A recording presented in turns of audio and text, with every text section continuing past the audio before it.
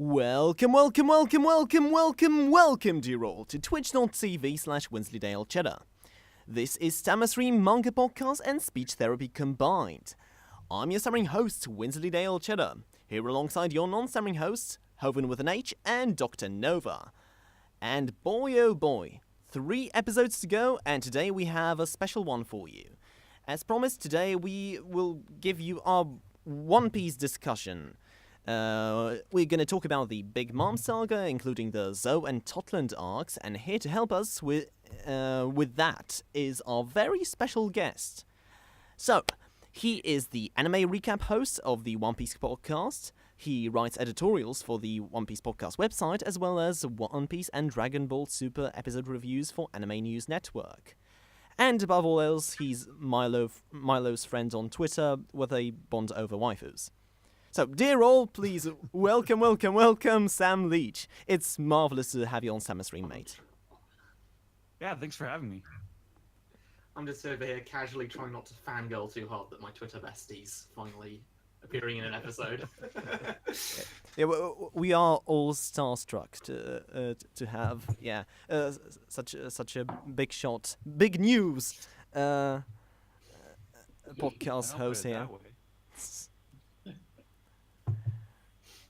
All right then. So today I have every single volume of One Piece that has come out in Poland at the moment with me, from volume 1 to volume 47. But that's kind of useless to me since we're talking about Totland and Zoe.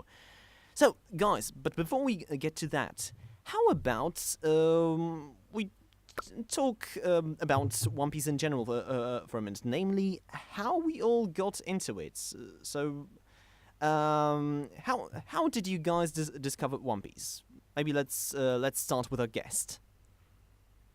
I feel like I've told the story quite a few times now, where basically it was it's a thing that's always kind of been around. Like I've always seen it in the American physical Shonen Jumps that they used to have. I always saw it around in there. I always saw it on TV. I was it was the 4Kids era then. Just vaguely aware of it, vaguely interested in it, but I was always more of a Dragon Ball Z, even at the time, more of a Naruto kid back then.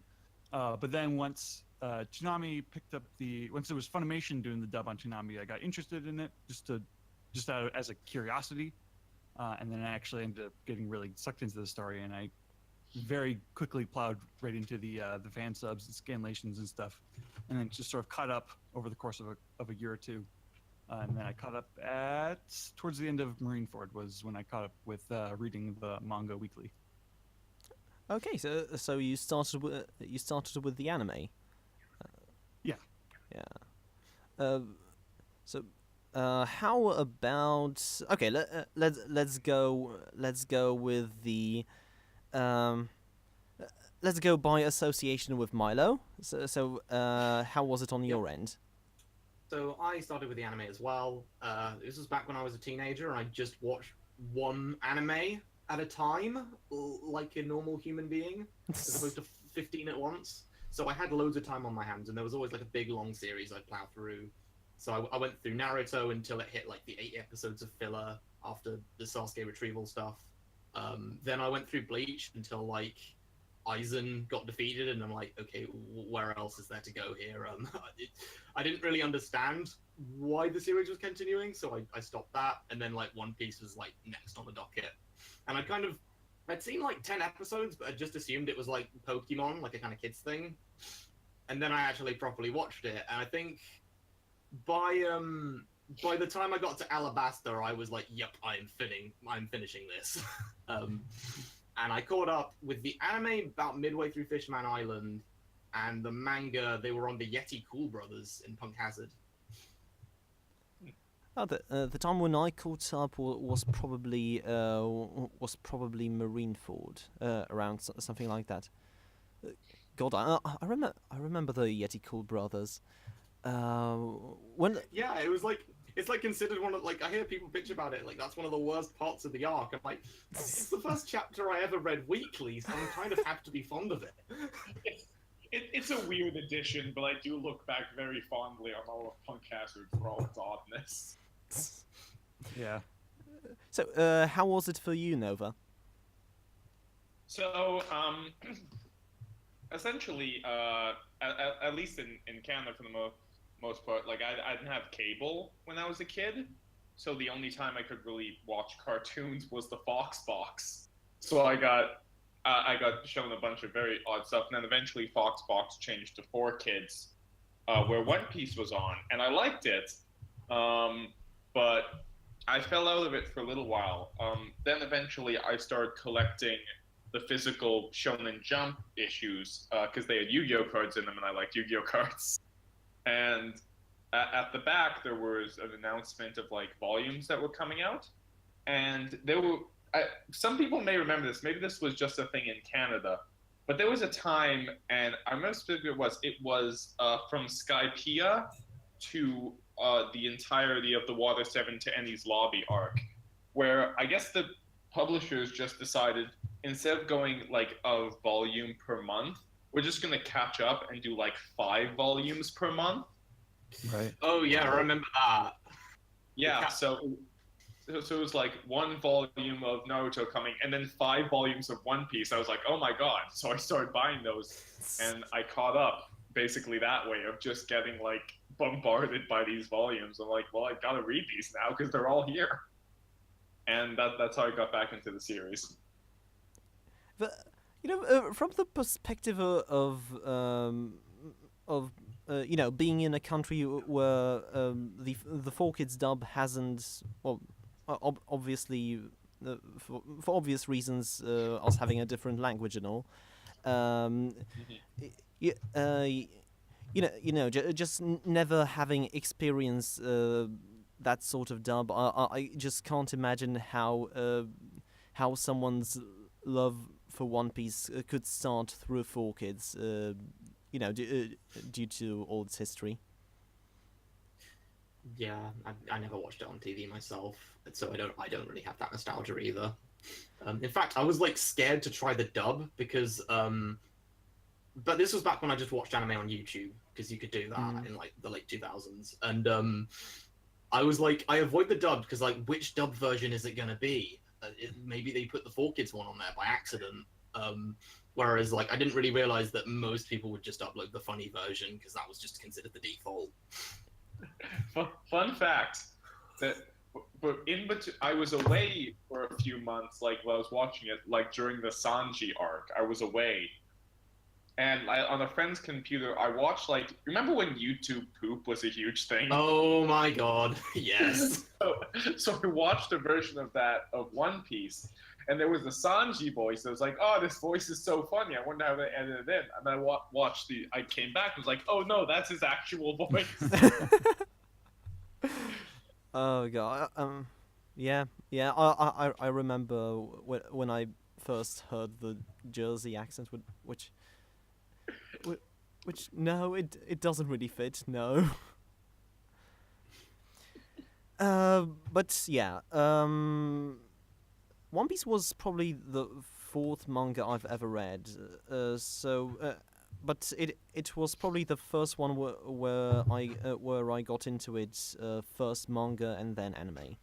So at first I was an ignorant teenager and I just read it because sure, it's in the big 3 people are talking about, why not?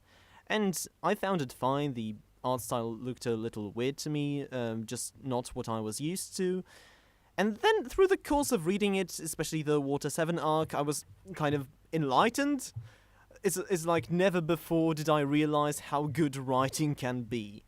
Yeah, and Right. And ever since, it has been my favorite manga of all time. And yeah, it's inspired me so much. And it introduced you to the love of your life, Usopp. Yeah, obviously, best boy Usopp. Couldn't live without him right now. All right then. So, shall we get into the meat of things? The Big Mom saga, or I guess right now it's officially called the Yonko saga because it's gonna include Wano. I mean, there's no officially really. They sort of promoted it as like, oh, we're beginning the Four Emperor saga, but they'll change that at the drop of a hat. Oh yeah. Yeah. Yeah, because so far it does feel like a complete story. Z- uh, just Zoe, Whole Cake Island, and bits of Fishman Island that set up the whole thing. Right. So, so mainly, I insisted on us discussing those two arcs as opposed to just Scotland in particular for two reasons. I wanted us to have the lead up to the events related to Big Mom, but most of all, I just wanted to see Usopp again. Which is lovely. I've missed him so much. So guys, what were your general impressions when reading the Zoe arc?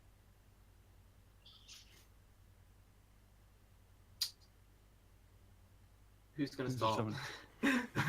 I mean, I guess I'll say, right, I was kind of confused as to why they were stretching the mystery out so long. The where's Sanji question, that got prolonged for quite a bit. But I really like the setting, and I always thought Zunesha was a super creative idea for an island with its own like culture and everything. And I think I'd imagine that on a reread that arc, when you know what's coming, it's not as weird the way that they string out the mystery of what happened to Sanji. I'm still a little confused as to where things are going with Jack. Yeah, the last time we left him, he's been left at the bottom of the sea, but he can breathe there since he's a fishman. He may still starve to death, I guess, but but I guess then what would be the point? Yeah, I wasn't sure at first what the point of declaring Jack as dead was. Do you remember that? Because Yeah. he was officially. It was. Yeah. I'm sorry. No. It was odd at the time. I don't know. Jack's an odd character to me. I was going to say I really like him. Like for somebody who, he was the first person to break the. It feels so long ago. We're talking about like breaking the billion berry bounty mark, even though that became so common in like the Big Mom arc. But I honestly liked Jack quite a bit. I'm kind of glad he wasn't like. It's odd to say because maybe this is just how I remember it, but it really did seem like it was building up to being one of those short arcs with Jack being like the villain, like one of those short arcs like where Caesar Clown was the villain for a little bit, or like where Mr. It didn't really happen. Which honestly I kind of enjoyed because then we could get right into the Whole Cake Island arc. But I do remember it being a very oddly paced story, which wasn't necessarily bad. It was just very different for what we've seen in One Piece in the past. I'm always like surprised when people talk about Zoe as like, oh, it was like this great adventure arc. It's like, no, it was like a crazy dense like flashbacks within flashbacks and like lore drops and. Like it's not much of a story in its own right. It's like it's like a big cushion for like all this like kind of work, all this kind of storytelling work that needs to go through in order for Whole Cake Island and Wano to happen. And also when you consider like what actually happened, it's like so the Straw Hats show up, like find out what happened. Jack shows up, the elephant's like, nope, fuck you, and smashes him away, and then they leave. So like this. And a lot of good stuff happens in there. In fact, some of my favorite moments in One Piece in the New World saga finally happen in that arc. But many young Shonen Jump readers have their furry awakening. Yep. I mean, Oda's people. He loves animals, and he's gonna throw them in somehow. But That is actually something I want to ask about because I've gotten a different. What's your opinion on minks as a whole? Like, what do you think? Because I'm still split on like that as an addition to the story. I think there were really problematic for us when we had our One Piece RP forum, and Oh yeah. I didn't really I didn't really know the reasons since well, I knew it mainly since they were considered to be overpowered. They are natural born fighters. They have Electro, and then we find out that they also have this Sulong transformation that makes them invincible during the full moon. But yeah, then again, yeah. Then again, we also allowed dwarves, and dwarves were also stronger than regular humans and all. So it's really character to character, and yeah, and I guess it does make sense that such a race would have to have some measures to survive in this sea. Other than that, as a society, I quite like them. I very much enjoyed the backstory. One thing I found weird was that even though the rivalry between the two dukes was built up so much, Dogstorm and Cat Viper have barely fought since they were introduced. Nothing happened. Yeah. They had Sanji and Zoro like exchange of words, but then then just Momonosuke said, "Okay, guys, stop fighting," and they did.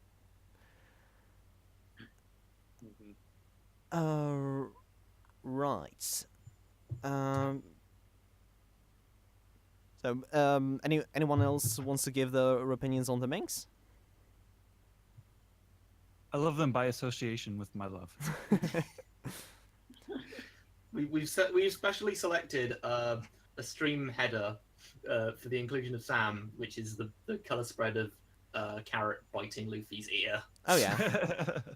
And it kind of fits. We also have Dogstorm included and Big Mom, so yeah, works well for everything.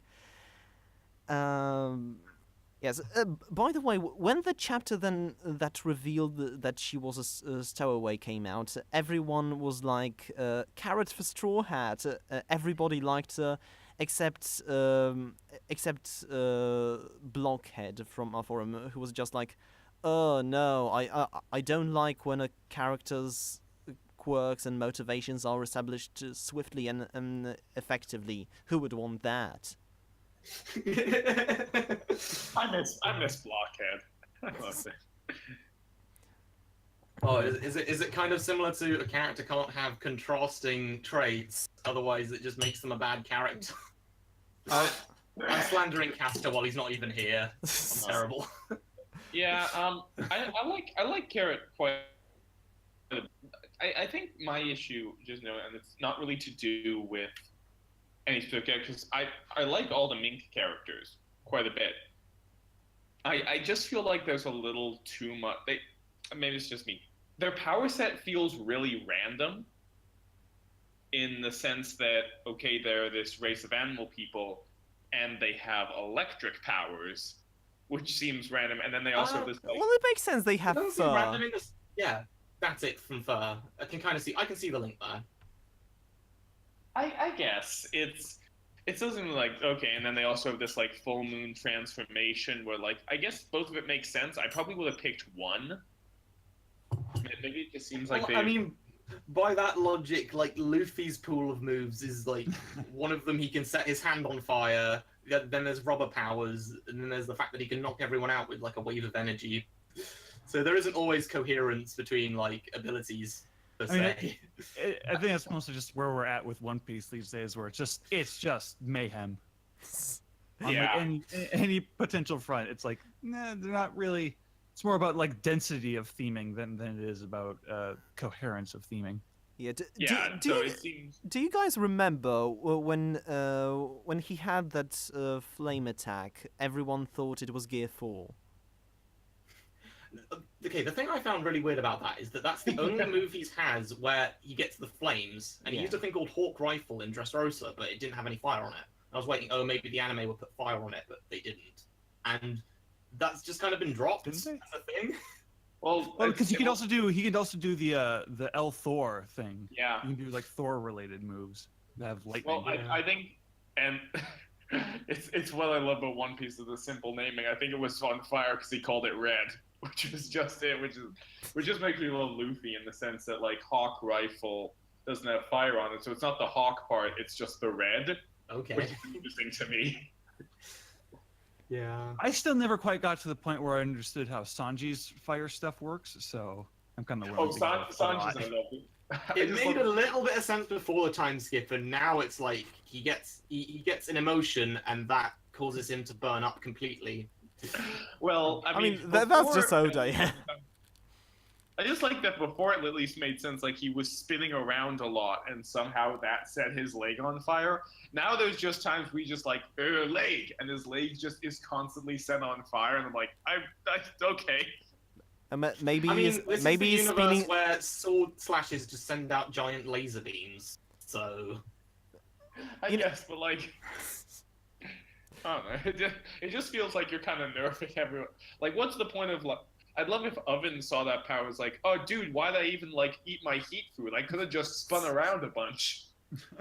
I mean... yeah. I mean, we're talking about how, like, the powers get dumbed down. I remember Sam pointing out, when we got to this point in the arc, how, wow, Gear 4th is all ready to, like, we just kind of do it off-screen, the transformation. Or something along those lines. You know the weirdest thing about Diablo Jean, however it's pronounced, it always struck me as with that. Okay, I can have my leg set on fire, but not for lengthy periods of time. I don't know. Just there is a One Piece sometimes. Like I just love a world that so heavily just operates by its own rules, but can't always decide what those rules are. But I don't know. I find it very charming in this case. Yeah. But going back to Zhao, I will say that Zhao has had probably one of my favorite moments since the time skip. Which has been, I like when Kinemon shows up at the island, they're running around, and everyone thinks that like they hate samurai, and if they see Kinemon, they're gonna kill him, and then everyone on Zhao sees Kinemon, and instead they all bow and like declare that his friend is safe. And I just remember that like being such an awesome chapter to read at the time. Yes, especially having that brutal flashback with the leaders essentially being crucified, and then Nami's crew deciding to save everyone in the montage, and yeah, finally then having that payoff with everyone trying to hide the samurai, and then just revealing themselves because okay. They were allies, and the Minks are just so loyal. Mm-hmm. So, who was your favorite character introduced from Zoe?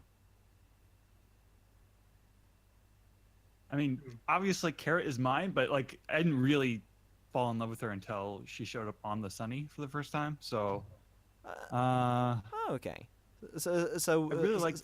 So the breaking point was that chapter when she was revealed. She was a stowaway, right? As a stowaway, yeah. That was like the The switch got flipped. I was like, oh shit, I'm in deep. Oh shit, I'm a furry now. Yeah. Uh-oh. I think, yeah. Everyone loves Cat Viper, and I love Cat Viper too. But I feel like Dogstorm needs just a little bit more love. Yeah. Always give the doggos some love. There was also SHISHILLIAN, who was just He's okay. he had some funny lines like don't bring me sweet things. Just no, he wasn't all that funny. I changed my mind. Change your mind mid-joke. I kind of like that fat sheep that Nami slept on. No, I don't know, probably carrot for me. I don't know. It was weird actually going, because there were a lot of characters there, and the standouts were great. Like, I love Pedro, I love Dogstorm and Cat Viper, but then there were other people that I was like, huh? There was also Raizo, Raizo the ninja.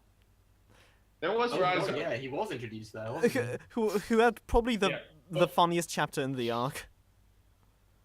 But I was also like, I just look at like, I completely forgot Wanda existed.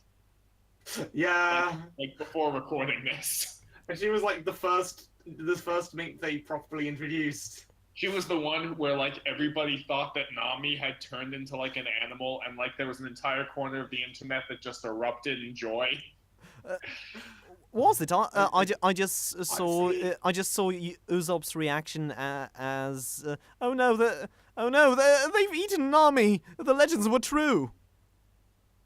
They really are cannibals.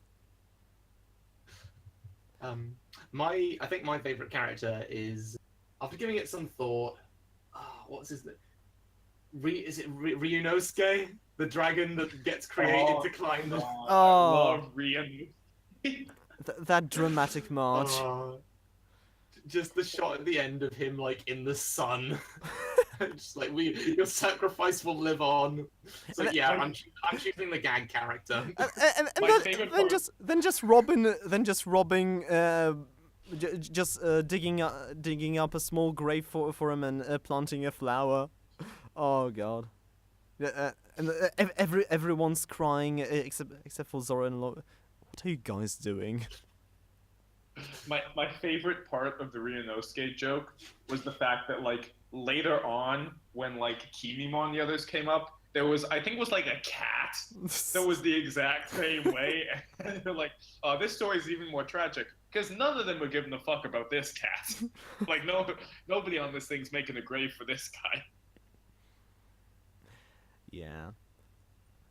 Robin also had a lot of opportunities to have some character moments, especially to display her morbid sense of humor, which have kind of been missing since the time skip. There's it looked like a person stabbed with multiple knives, but it could also be a monkey.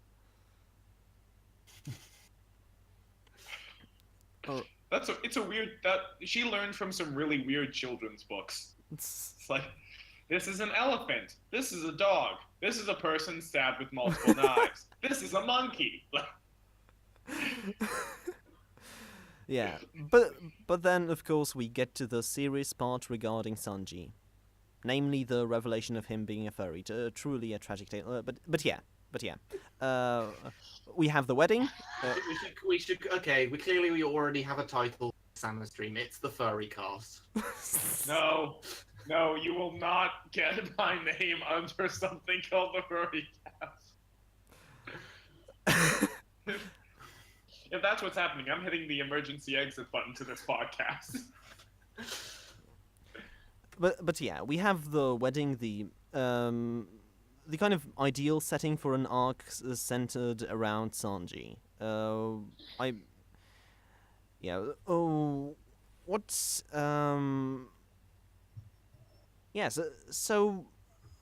What did you think about this part about Vito and Vito was his son, I think, or just a crew member.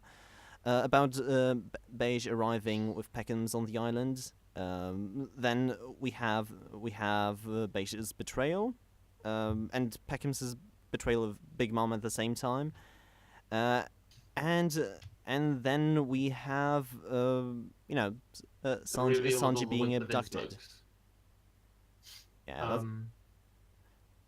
Yeah, I mean, I really liked the element of it was always like Sanji is from North Blue. Here's the way we can elaborate on that. I always liked how it used that, but it also raises the question to me of like, was the Zeph backstory not enough? Why do we need more? At the time, I think even now I'm still kind of thinking that. But I guess we'll get to that when we get to the whole cake stuff. I guess it was always kind of natural to me since Oda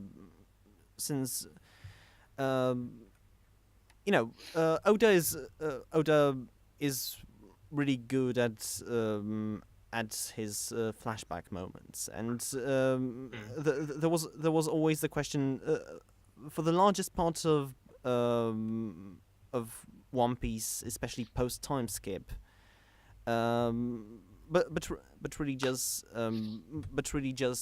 post Thriller Bark, I was left wondering how most of the crew members are going to stay relevant and still have character moments and all, especially since most of them achieved the major character arcs after the introduction. So elaborating on that backstory was kind of the right way to go in my mind. What about the rest of you? Well, I mean, the whole idea in general is like really the idea of I'm not genuinely of the opinion that like the Straw Hats need to keep developing more than like in little subtle ways. So as much as like I can respect a lot of what I think this saga accomplishes with Sanji and like telling a really interesting story out of it, I don't think they ever quite got to the point where I felt like we needed a story like this for Sanji, or we needed like we needed yet another rescue mission story where a Straw Hat tries to leave the crew and yada yada. And I feel like there were many opportunities to make it like stand out compared to other arcs like it, and it never quite got there. But I don't know. Like it's still the part where I don't know how to feel yet. And the way that Whole Cake Island ends, though, where it's like it's more bittersweet than it is sweet. It's probably gonna take a couple years before I really know how to feel about it in general. Yeah, I feel like on the Sanji side of things, it's definitely more of a reaffirmation of his strengths than it is a progression of them or him overcoming any flaws. Right. Which I don't think is inherently bad. Because they do it with Brook as well. I'm completely mopping up the linearity of the argument here, but like the moment where Brook copied the poneglyph, it wasn't really something that enriched him as a character at all, but it was him like showing his strengths and resourcefulness as a crew member, and that's cool in its own right. Oh yes. Right. Oh my God, Brook. Probably a good contender for the MVP of the arc. Let's see. First, he had his confrontation with Big Mom. Young lady, what kind of fool would ever plan to die? Also, believing in his crewmates and determined to do his part in the plan. He was the first one to actually hurt Prometheus, which, yeah, wow. The homie that was with Big Mom from the beginning. So that's kind of an accomplishment. I was left wondering, has Brook become actually more powerful than we expected? And yeah, I think. Yeah. I think in the case of both Big Mom, with Nami and Brook, it's kind of she is the equivalent to them of what NL was to Luffy, in the sense that you have this incredibly powerful character whose powers happen to play counter to one of the Straw Hats. All right, him being the Soul King. So it's like NL has the natural, it doesn't work on rubber, the electricity, and then you have the way that Zeus is able to be controlled by Nami, and the soul powers are basically they are at odds with Brooke's soul powers. Yeah. Okay. Yeah. Now it makes sense. So on top of that, he's actually managed to get the poneglyph rubbings, which and he breaks Mother Caramel's picture in the end. So he's done a lot of pivotal things in the arc. Meanwhile, Nami has managed to get a powerful slave for herself. Yeah. Yeah, she has contributed to the defeat of Cracker.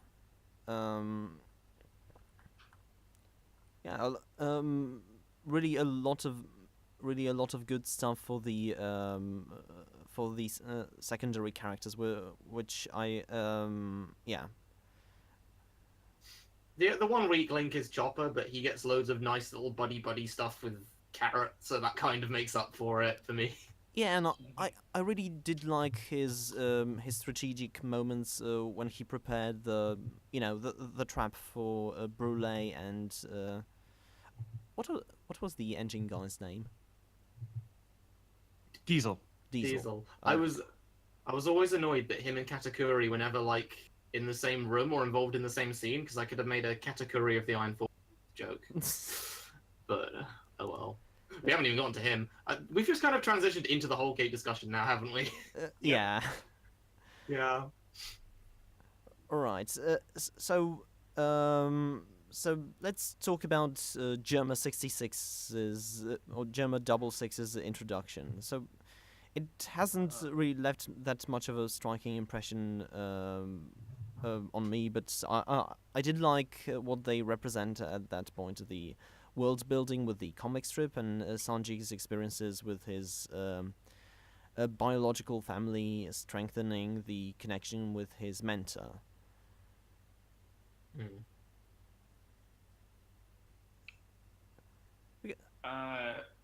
This is where I have to be a little.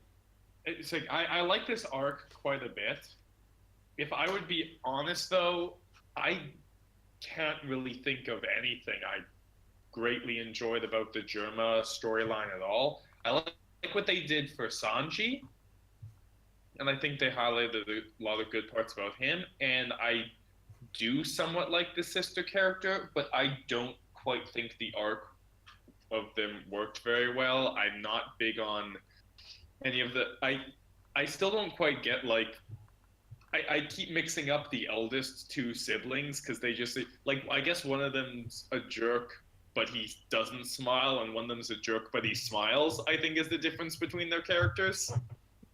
And I don't know, it's particularly the Judge thing, where Judge was, I don't know, to me, we've had a lot of really awful, horrible people in one. Crocodile was a terrible person. Doflamingo was a terrible person. But something about how personal it was with Judge and seeing him do this to his own child painted him out in a much worse light, and I mean worse in a good way, than I've seen a lot of other villains do. And I thought this was actually really interesting to get a villain who has something extraordinarily personal to do with one of the Straw Hats. That said, I don't feel he got the comeuppance he needed, and maybe that's going to pay off to it later.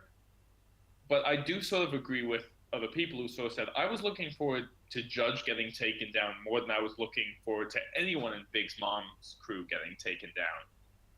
And it didn't really happen, and I don't quite understand the story progression there. I can kind of understand it. He does get his ultimate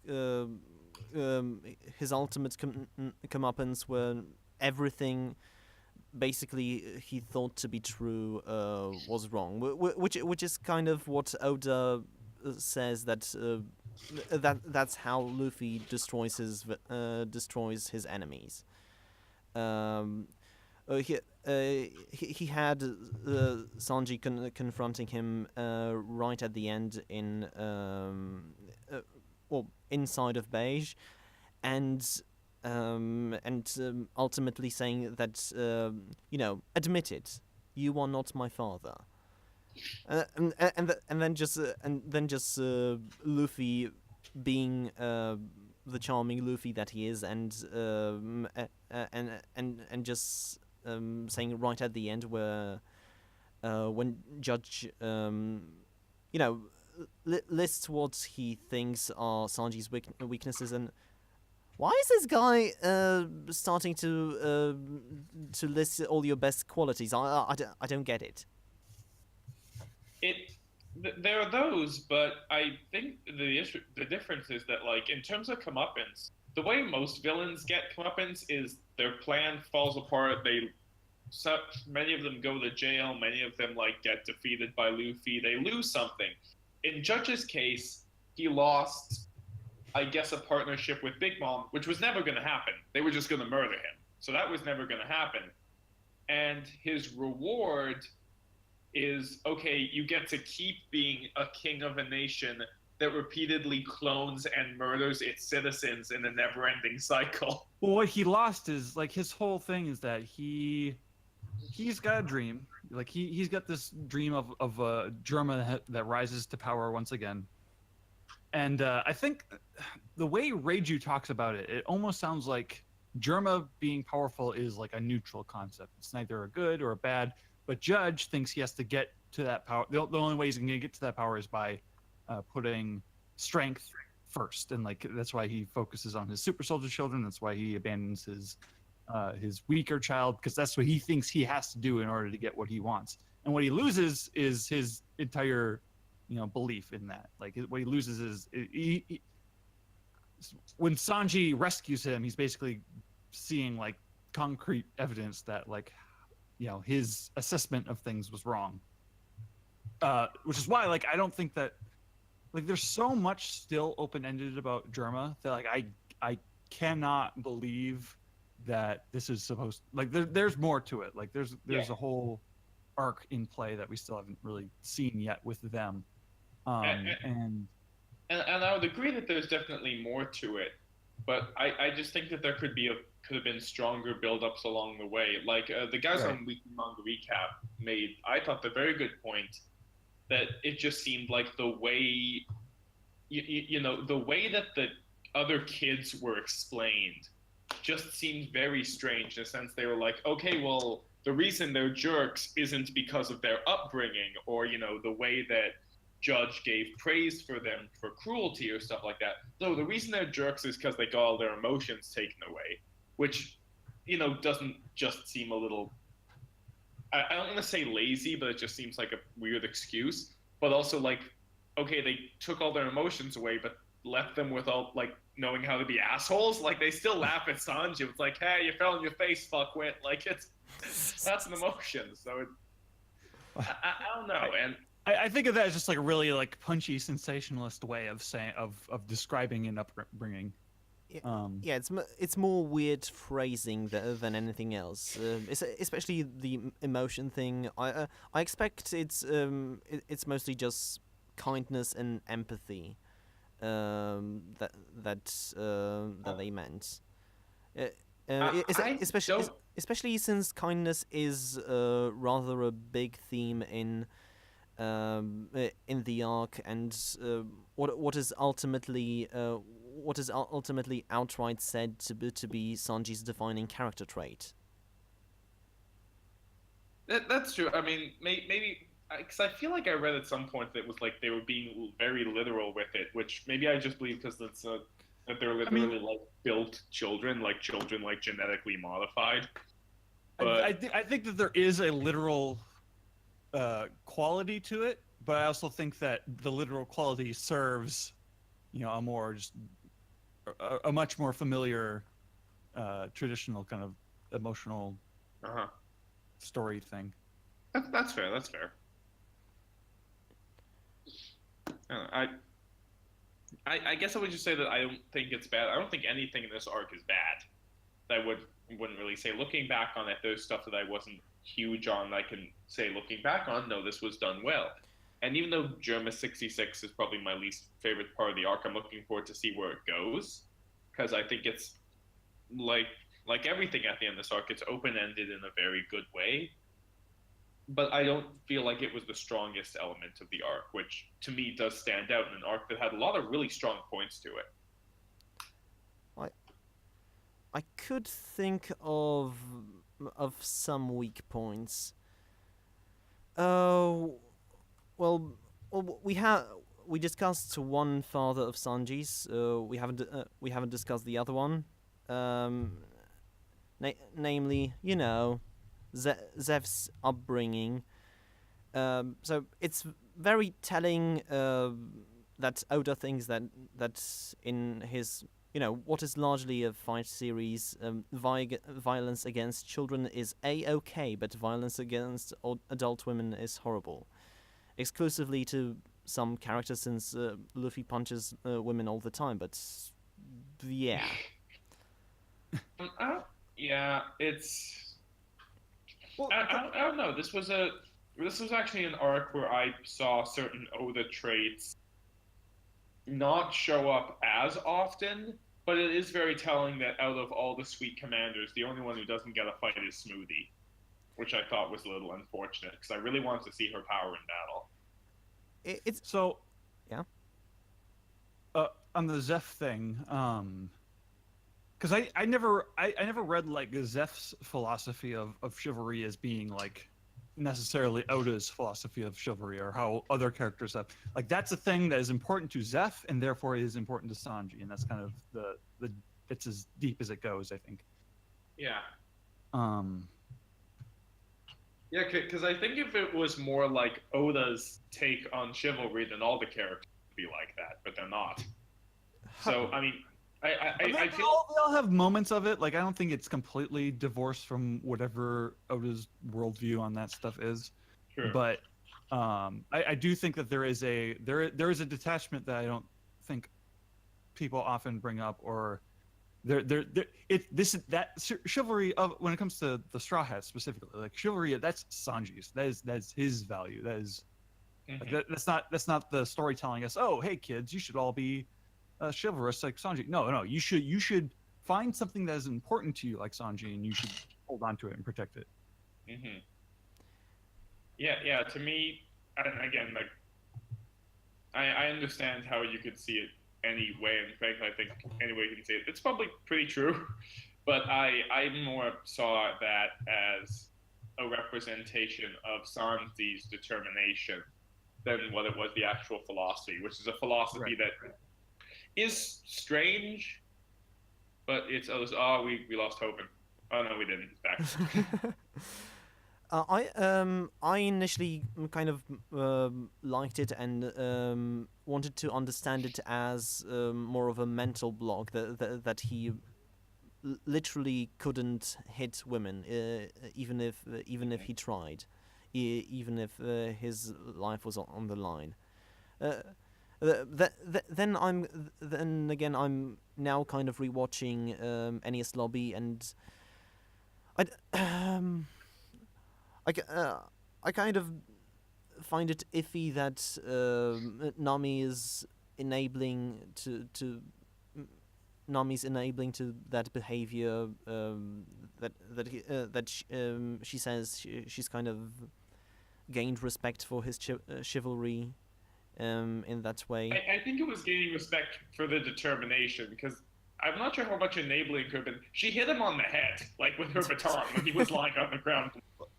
And the thing that often kind of gets left out in talking about that scene in his lobby is that scene is very shortly followed up with Sanji then going straight to Usopp's fight, saving Usopp and saying, "Go do what you can do. Yes. Like you will never be like the fighter like I can. I can fight. You can snipe." So yes, there's definitely a real appreciation for like really leaning into your strengths, and like that's why we're a team, is that we're all here to do what we can do, and to like make up for each other's weaknesses, which goes all the way back to like the Arlong arc. Like I can't thieve, I can't use swords, I can't cook.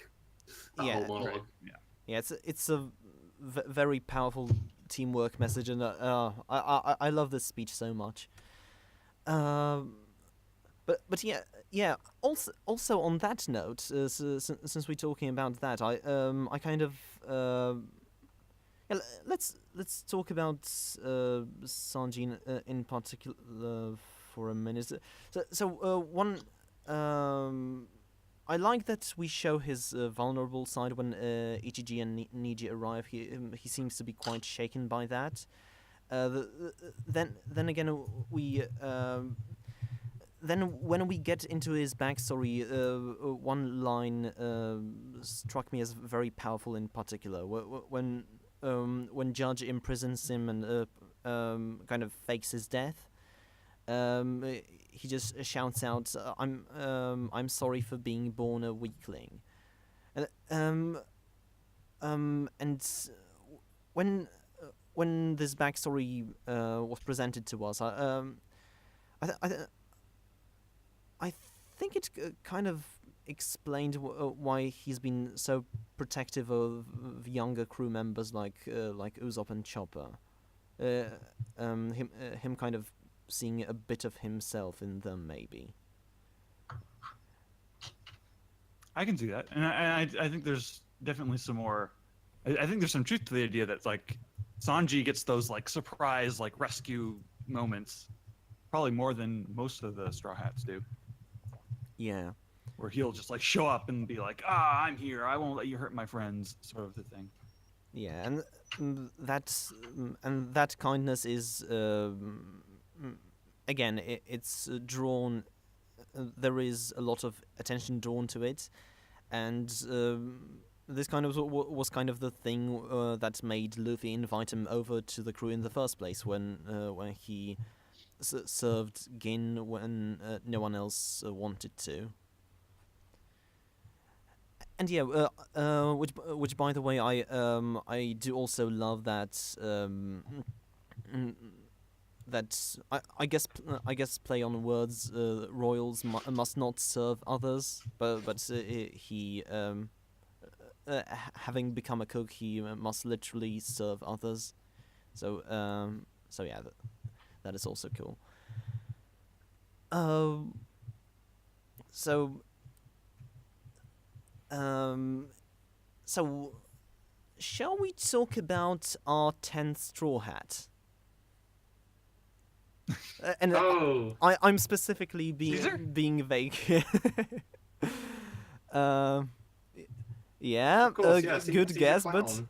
but don't you mean Gangster Gastino? Oh God, what happened to him? He ran off. Yeah, I think the last time Aw. we saw him, he was given his heart back by Beige, and then he just ran off. I miss him. I miss him quite a lot.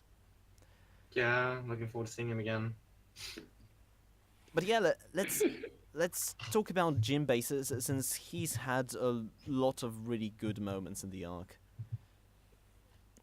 So, first of all, I like how early on they set up. They set up two things, which is kind of the same theme.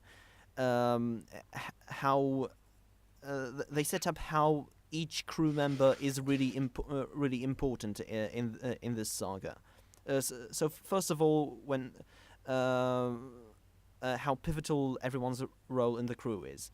So first of all, when escaping from Big Mom on Dressrosa, Nami's group can't use the coup de burst.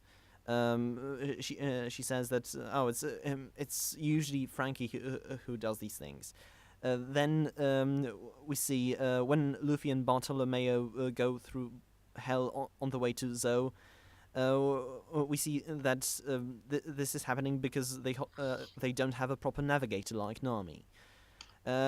Then without Sanji, and no one else can cook properly, or at least Luffy can't because Luffy can eat anything, but he can't eat what he cooks, which is also very funny. But without Sanji, Luffy burns calories super fast and goes starving, and then we have established that no one is. They have trouble steering. No one really is a good helmsman, and then with a much better helmsman they get in Jinbei, the crew is able to escape from the Big Mom pirates much faster.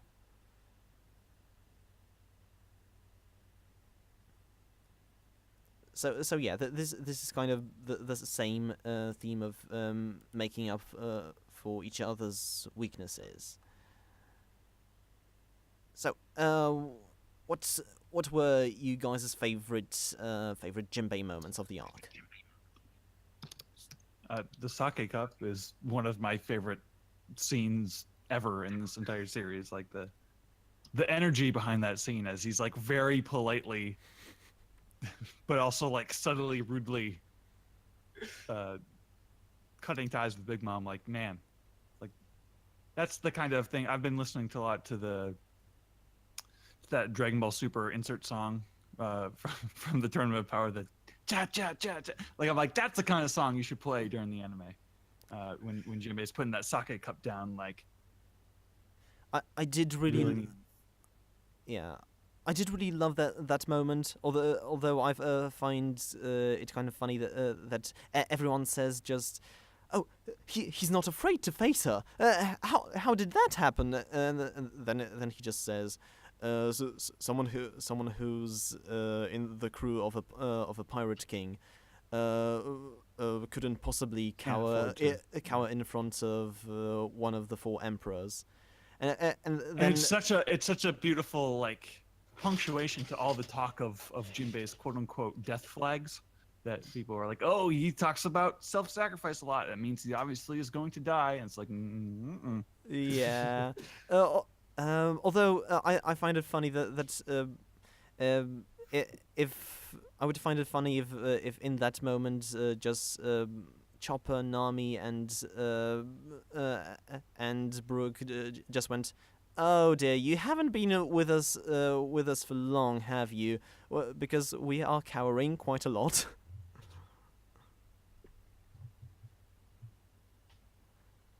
But yeah, on that note, I was a little disappointed that Jinbei didn't get a straight up fight in this arc, because especially in the second half of the arc, like Luffy's the only one who gets like a fight. Actually, I think Luffy versus Cracker, Sanji, and Katakuri are like the only proper like one-on-one fights, I think. okay. Maybe like Brooke versus Big Mom, sort of. Yeah. But like Sorry, go ahead. I don't know. I the fact that there's such a de-emphasis on one-on-one fights in the climax is actually something I really appreciate about the arc. Yeah. Mm-hmm. Especially since Yeah, for once in a series about pirates we actually get a proper sea battle. It's lovely. Yeah, I've been waiting for them to do one of those for ages. I always felt like the ships themselves are kind of, like, especially the Sunny, is kind of underused in that regard. So it's cool to see like an actual ship battle, chase scene, naval segment. Yeah. Yeah, perhaps it was just that, honestly, Jinbei is one of my favorite characters to see fight in the series. I just think he has a really cool style to them, and I like the idea of Fishman karate, but just the way that he employs it just seems so cool to me. And I was hoping we would see more of that, just because I always love seeing that whenever it happens. I was a little disappointed we didn't get a ton of it, but honestly, this arc is chock full of some pretty excellent action, so I don't begrudge it too much, because it was always really good. Yeah. On other Jinbei moments, I like this one early on. It's just so cute how he admires Luffy so much that his crew calls him out on talking so much about it, and he just go, oh, do I really? And he just blushes like a schoolgirl. Yeah. then I do like how his crew prompts him to act selfishly once in a while, since he keeps doing things for others and has the burden of defending Fishman Island on his shoulders. Though I can't help but wonder, is recruiting Jinbei how Luffy's gonna destroy Fishman Island? I know it's probably a conspiracy theory that everyone said until this point, but what do you guys think? My theory right now is that the government is going to reject the Fishman Islands' desire to like go up to the surface, and so they're not gonna get the government protection that they need, so that they're gonna need to keep relying on pirate protection, and that's when they're gonna swap Big Mom's flag out for Luffy's, because Luffy's now an emperor, and then that will somehow coincide with Jinbei joining the crew as like an official sort of representative of the Fishman Island on his crew or something. Right. And yeah, and him refusing to spin the roulette is also a nice message that, yeah, sometimes backing down is the best option for the time being. And yeah, well we've had him declaring that yeah he's gonna die for Luffy, and boy oh boy, our fishman can't really catch a break, can he? It's been a few arcs since he declared that he's probably gonna join Luffy any minute now, anytime soon. Yeah, in Wano, guys, you'll see. I'll show up. Now I realize I forgot my car keys in Fishman Island. No, guys. Okay, guys, it's the end game. I'm just gonna do something again on Fishman Island. I think I've realized I left the oven on, even though we're underwater. But never mind about that. You guys go. That's how they destroy Fisherman Island. You go. They leave the oven on. So yeah, you guys find One Piece. I'm just gonna be with you in a few minutes shortly. How do we put out this How do we put out this fire? You're surrounded by water. Oh god. If only every single one of us was a waterbender or something. All right, so you've talked about and yeah, we kind of jumping to and through right now. So you've mentioned really good action. So shall we talk about the two big Luffy fights?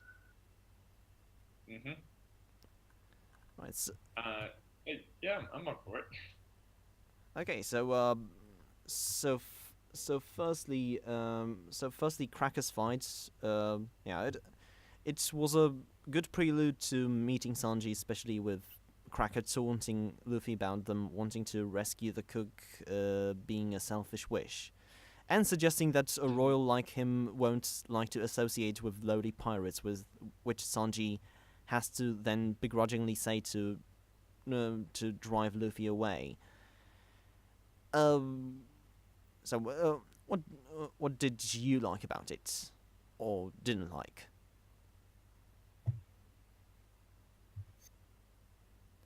I liked all. Oh, sorry. No, you go ahead. Okay, I love this fight so much. I love Cracker. I'm really sad we didn't see any more of him, because I really liked him. I love the twist where it turned out that it was just like a biscuit suit. I love the idea of the fruit in general. That just seems like such a great It was just such a great introductory fight into the Big Mom arc. I thought the way they defeated him was really good, in the sense that you could tell that these two people are very close to on the same level, and it's because Nami was there to weaken his power that Luffy got the win. You know, I don't know why, I love Pretzel, his sword. I just find that so amusing. I think the power is really cool. And it's one of the kind. The sword is one of the kind, and then it multiplies because Cracker uses his powers. because Cracker has his powers. And I don't know. There's just something like it's a fight I look back on really, really fondly, even though I know not a ton happened. But I don't know. It was one of oddly enough, say it was one of the highlights of the arc to me. It was just such a short and sweet, really, really good fight. We got introduced to Tank Man, which was a really enjoyable form.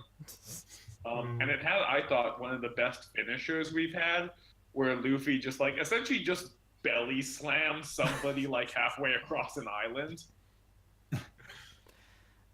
Though you did, Which, we had. Sorry. Yeah. though you did say that you liked Cracker's armor more than his true design, didn't you? I like his true design quite a bit. I think both are really good. I don't know. There's just something about Cracker's like true design that I just find very amusing in a very way. I love the muscular upper body. I like the kind of gladiator-esque pants, and I don't know why. The fact that his hair is like New Year's Day sparklers is great. Yeah, but because he's a biscuit cracker, but he's also a firecracker, which is great. Yeah, I love that. I love Cracker. He's awesome. And in that phase, Yeah. Yeah. I was just gonna say I really, really like the Luffy versus Cracker fight in general. okay. Yeah, in this fight we also had the introduction of Caster's favorite thing I think, mainly power hungry Nami, who is revealed to, have the power to rule over her homies because Lola gave her Big Mom's Vivre card, and this was kind of confusing, just a little confusing to me. Would a Vivre card really have such an effect on Big Mom's homies, on the Soul fruit? Because Vivre cards are made with a person's fingernails. So do fingernails that have been separated from a person's body contain the soul, or are they just more intimidating than the soul? The fingernails are where the soul is, actually. Oh, right. So it's the pivotal organ of the body where the soul is located. Gotcha. Yeah. All right. That said, there was another fight in this arc. Oh yeah. And, So oh my god. yeah, Luffy versus Katakuri is probably one of my favorite fights in the manga. It's very well composed, despite Oda backgrounds. Well, the One Piece backgrounds, because Oda doesn't generally draw them. Despite the backgrounds always being busy, I was never confused about what was going on. I love the donuts, yummy donuts. The jelly-filled ones are my favorite. Nothing beats a jelly donut. I love that moment too. How it's contradicted his prideful nature. I like Snake Man quite a bit, even if it wasn't that much different from Pound Man, but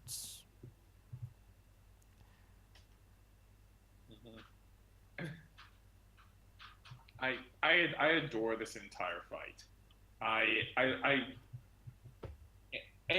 The characters are great. Katakuri's excellent. Katakuri's a really, really excellent character. His fighting style is great. There's something beautifully brutal about it that is really good. Just if you consider the kind of fights we've had since we came to the New World, with the Caesar Clown fight and the Doflamingo fight, which were good fights, but there's just something about like the bare knuckle dragging back and forth in this fight that was really, odd to say, almost refreshing in a really, really good way. The way the powers kept evolving throughout the fight, I thought was excellent as well. Yeah, I really do like that every hit looks like it hurts so much. It has great emotional drive behind it from both sides. I really love Luffy's wish to surpass Katakuri. That gives this fight a lot more weight. I like the insights into Haki training. The moment where Katakuri stands on his own 2 feet again to tower over Luffy and ultimately fall. Yeah, it's regaining that lost pride when Luffy puts his hat, or his fedora on top of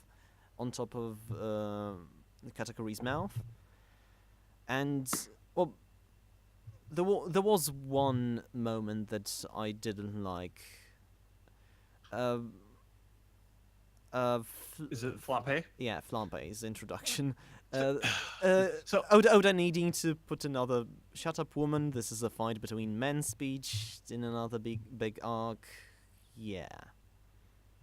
I have conflicted feelings on that, because I think the Flampe scene and then eventually like the Brûlé scene at the very end, like that really kind of cements so much more than the rest of the fight who Katakuri is and why he's fighting, and why Oda would want to write a character like that.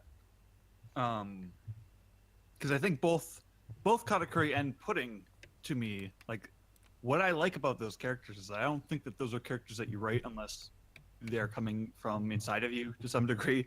And with Katakuri, the metaphor is it's pretty obvious once you kind of start to think about it, where it's like, oh, he's this guy who puts on this act, he acts perfect on other people's behalf, but he has this sort of secret side to him that he has to manage while dealing with like overzealous fans who, you know, are really like almost perversely invested in like his identity as this perfect person. And like kind of what Katakuri gets out of the fight is like catharsis. Like he has a fight with he has a fight with someone who will let him be himself. He has a fight with someone who will sort of just let him. Is sort of the main drive there, and I think after the arc we'll see Katakuri put that scarf back on. You know, like it seems to be, it's not just like helpful to him to protect himself from his family, but it's like it's how he helps protect his family as well. Like as long as he has this like really intimidating persona, that helps in how he deals with people. But that's not who he can be all the time. And like Luffy gives him this like really kind of intimate fight that kind of gets down into something really primal and messy and aggressive. And yes, I do like that. I do like quite a lot that Pudding and Katakuri, who admittedly haven't had a lot of interaction, but both have kind of parallel arcs where they meet someone from whom they don't have to hide the physical blemishes to ensure respect and social status. Then again, I feel like this would work better in a manga whose art style didn't really have so many creative gonky faces. Right. And also, Katakuri and Pudding are in a unique situation where they can look perfect. Like if they just hide that one thing, they can be they can be like this aspirational person that other people want them to be. Yeah, it's just I find it. I guess I don't find it difficult to believe since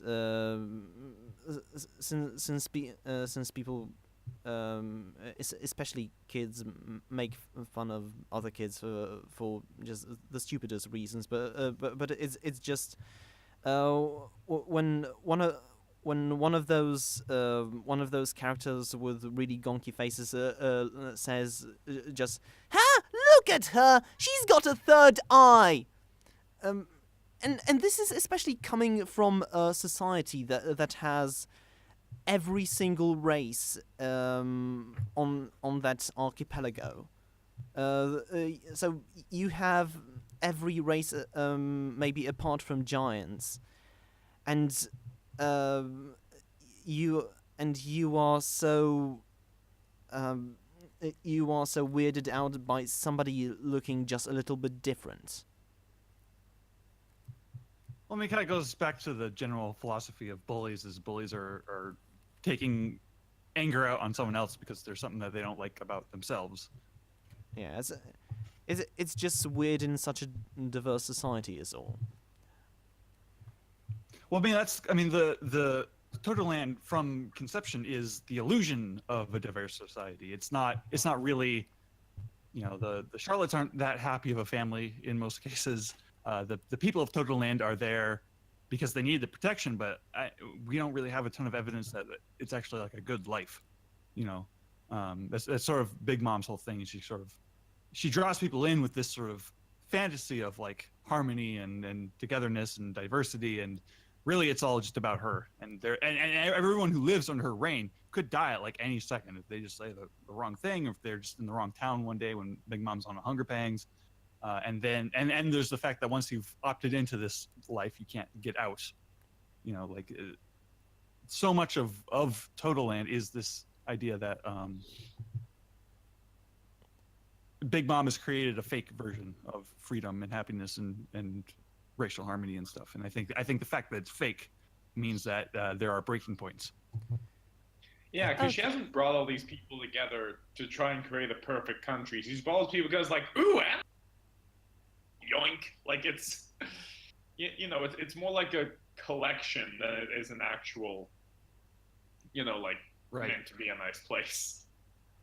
Yes, especially since Big Mom is kind of as much as I love her as a villain, she's, and I love her exactly for those reasons. She is as childish as Luffy is, and she simplifies those grand ideals like the wish for all races to be equal to simply every race being just as tall as she is.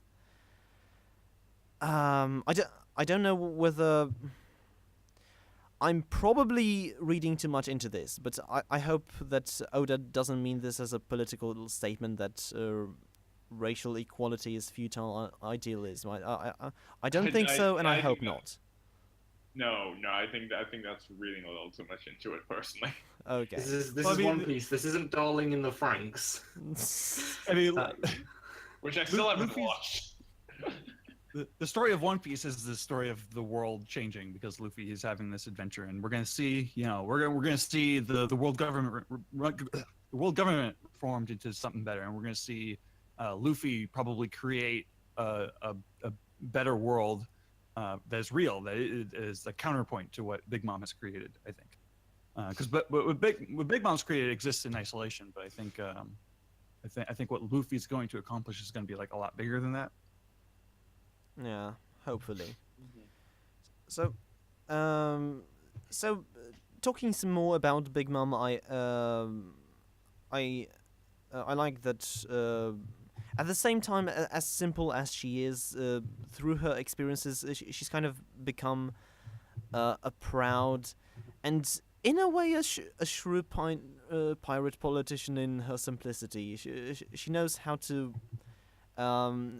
She knows how to kind of make deals with like with the Germa.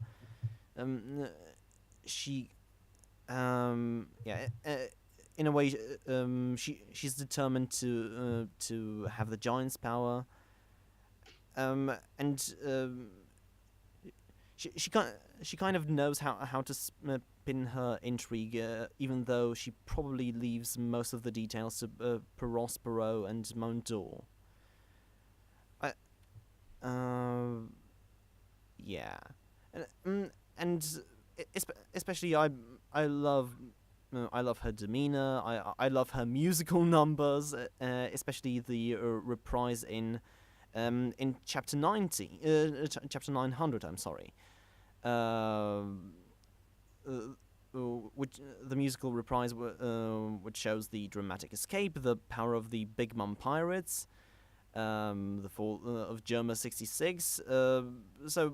the fall of the Thousand Sunny and Frankie's dream at stake. It was a fake out, but it was such a tense moment. I still look at it fondly.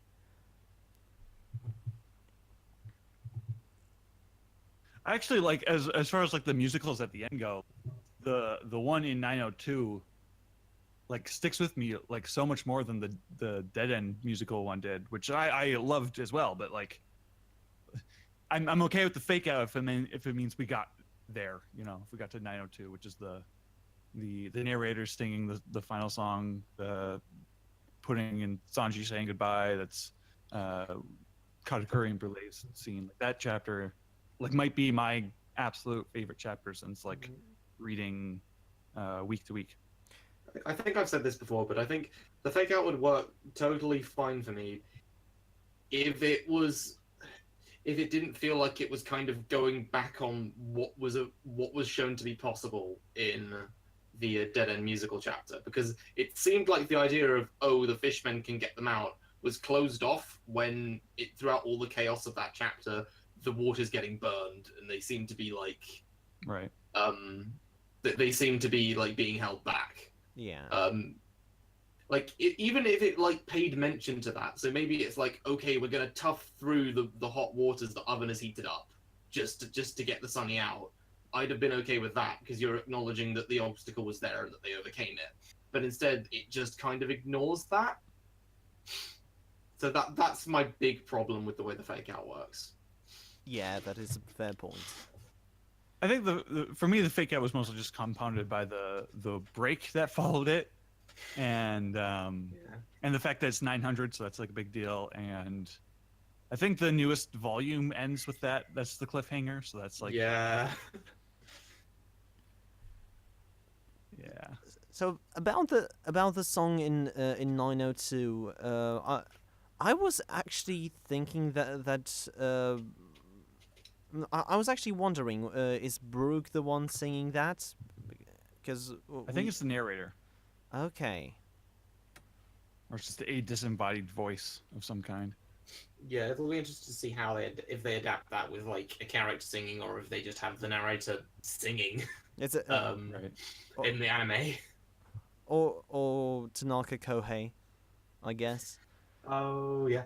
No, this is completely unrelated, but I went to see they had a concert here in England, in London, with One Piece music, and Kohei Tanaka was there, and really? He got up.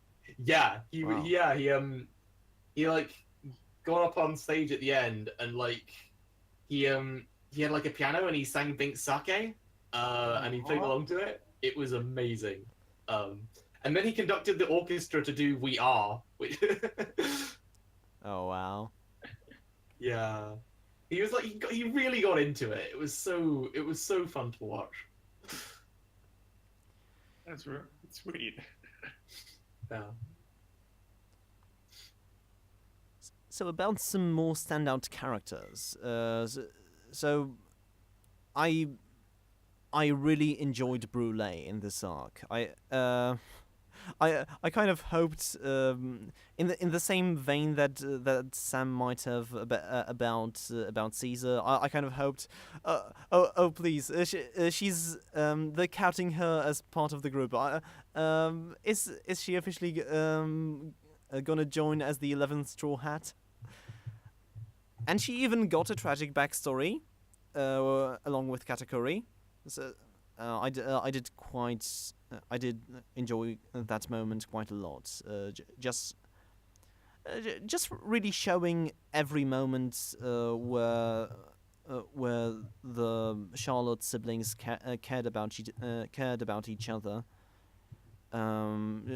Just really discern from other groups of villains.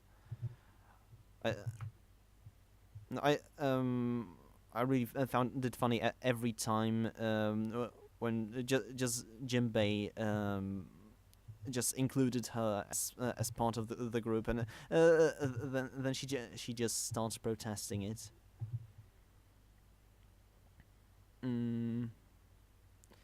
Have I asked you what you think about Big Mom as a villain? Not yet. Okay, so I'm curious to hear thoughts about her. I just adore her. Like just it's so it feels so good to have like a villain who's stronger than the heroes again for the first time in how long. Oh yeah, but probably just love, since like, Thriller the- Bark. I just love the layers and layers and layers of like mythology that goes into like constructing how big of a deal she is. Where it's like, oh, she's super big, she's ridiculously strong, she has skin as hard as steel, she's got conqueror's haki, she's got this soul cell fruit, she's got these weather guys, she's got She ate her mother and figure. then she ate her mother figure, and She did eat some. That's true. And just like the whole chase sequence is one of my favorite things One Piece has ever done. Like it's the Oars fight combined with the Buster Call, you know, like we're like outrunning this like force of nature, you know, this thing that like you can't talk her out of wanting to kill you. You can't talk her out of being hungry, you know. You just gotta deal with her on her level, and her level is freaking insane. Yeah, this is what I've been missing from One Piece antagonists in a long while. Just having her be this indestructible force that you just can't shake off. Because she keeps catching up with them, even though the Straw Hats implements so many great plans to shake her off, especially. And just like the hooks, like the ideas that like Oda comes up with to sort of demonstrate the ridiculous number of things she can do to keep up. Like they shoot a giant lightning bolt and blast her into the ground, and then she just walks through the ground. Yeah. They get to the sea. Oh nope, she's walking on water. Big tidal wave. Now she's riding on Prometheus. And now she's on the boat. Now she's doing this. Now she's doing. Like it's insane. Yeah. And at the same time, she's not just a berserker. She manages to keep just enough of her cool to remember that, oh yeah, her firstborn son promised that there was gonna be cake when she catches up with her Straw Hats, so there'd better be cake or her firstborn son dies.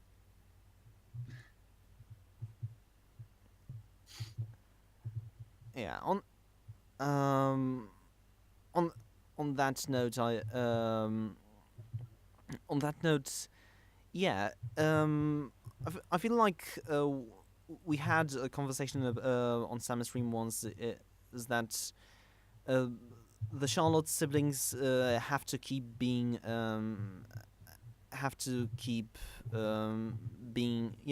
civil to each other, but because they have to look out of each other, you know, with having a mother that can just, you know, won't hesitate to destroy them, and we see it at its worst with my personal MVP of the arc, Chiffon. She is a champ. So she says she becomes Beige's wife, and she says her backstory about her mother abusing her only due to her similarity to Lola, to her sister, so casually. Damn. Her displacement from Big Mom as a mother kind of mirrors Sanji's hate for Judge,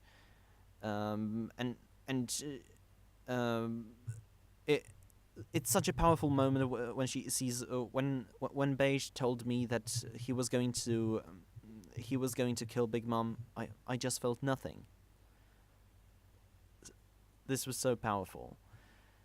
Then she then she makes the damn cake with Sanji and Pudding, and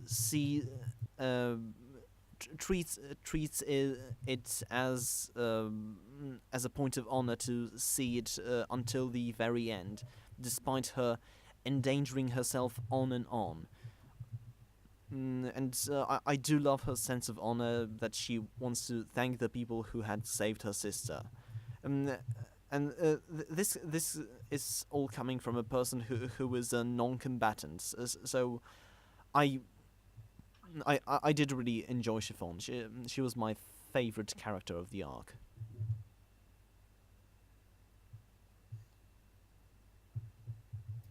You guys? Hovin, what are you doing over there? Sorry, it's weird. I don't have like, I'm just typing stuff out, but I don't have like, I often don't have specific things to say on every matter. It's just occasionally there will just be a point where I'm like suddenly like, oh yeah, no, I have an opinion on this thing, like with the fake out. I guess I will say, I'm saying like there's some like noise on your end. Sorry, there was something I had to deal with. I'll mute if it comes up again. Now, feel free to bring up any points you want to, though. Yeah, sure. Like the use of Chiffon is really strong in this arc. I also like her like the inclusion of her father and his sacrifice. It felt like something that should have been like. It should have stuck out and felt like out of place, but it didn't, and it felt like a very natural inclusion to the arc. And this arc, especially in contrast to Dressrosa before it, everything feels so efficient in how it's managed at each of the plot points, even though it's managing so many characters and plot lines. And I think that moment is just kind of a shining example of it for me, of like, yeah, we didn't really need this character piece, but it adds something and it contributes something, and I think it's there for exactly the right amount of time that it needs to be. Yeah, I feel that, especially just coming back to that moment when Pound just sacrifices himself to Oven to kind of delay Oven for a little while, then him just smiling and waving to Pez, to the baby, while and nobody knows who he is. Yeah, and Pound also serves as a good Mr. Exposition for Totland early on, so I think that's why he flows in so naturally. But yeah, I quite agree. Yeah, we haven't really covered this. Can I just go on a little diatribe about something? It's like the one section of the arc that is the strongest from beginning to end to me is the whole wedding segment. Like, I love everything about this. I love the fact that the Straw Hats, and they're all in like mafia, gangster, yakuza type outfits. I love the controlled chaos of how everything just goes tits up. I love the designs of each of the characters introduced, like Stussy and Morgan's. Like, I took like a 2-page spread, was just like, because I was just like that blown away by it, and I just posted it. And then Sam made me temporarily Twitter famous over it. Thanks. Over which part? It was the part where they introduced Stussy Morgans, and I went, Oda, your designs have been on point this arc. Oh. It got like noticed by everyone. And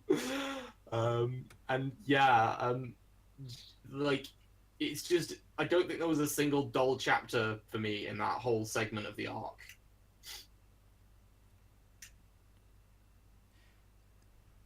true. There was never a dull moment. Yeah. No, go ahead. No. Your turn, Nova. Okay.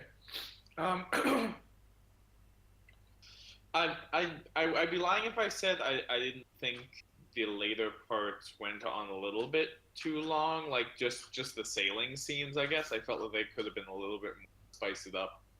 But I would definitely agree that like from wedding onward, I thought it got really, really excellent. I also learned to just kind of like relax a bit more while reading One Piece. Found out that the Katakuri fight was going to keep going, because at first it seemed like Luffy had escaped and then he returned. And I was actually in the camp of people who were sort of saying, like, well, maybe if he came back later on and defeated Katakuri after that, that'd be better. But looking back on it, I actually really liked the way it was done. So, yeah, I agree. I think it's after the wedding starts, it gets really, really good. Yeah,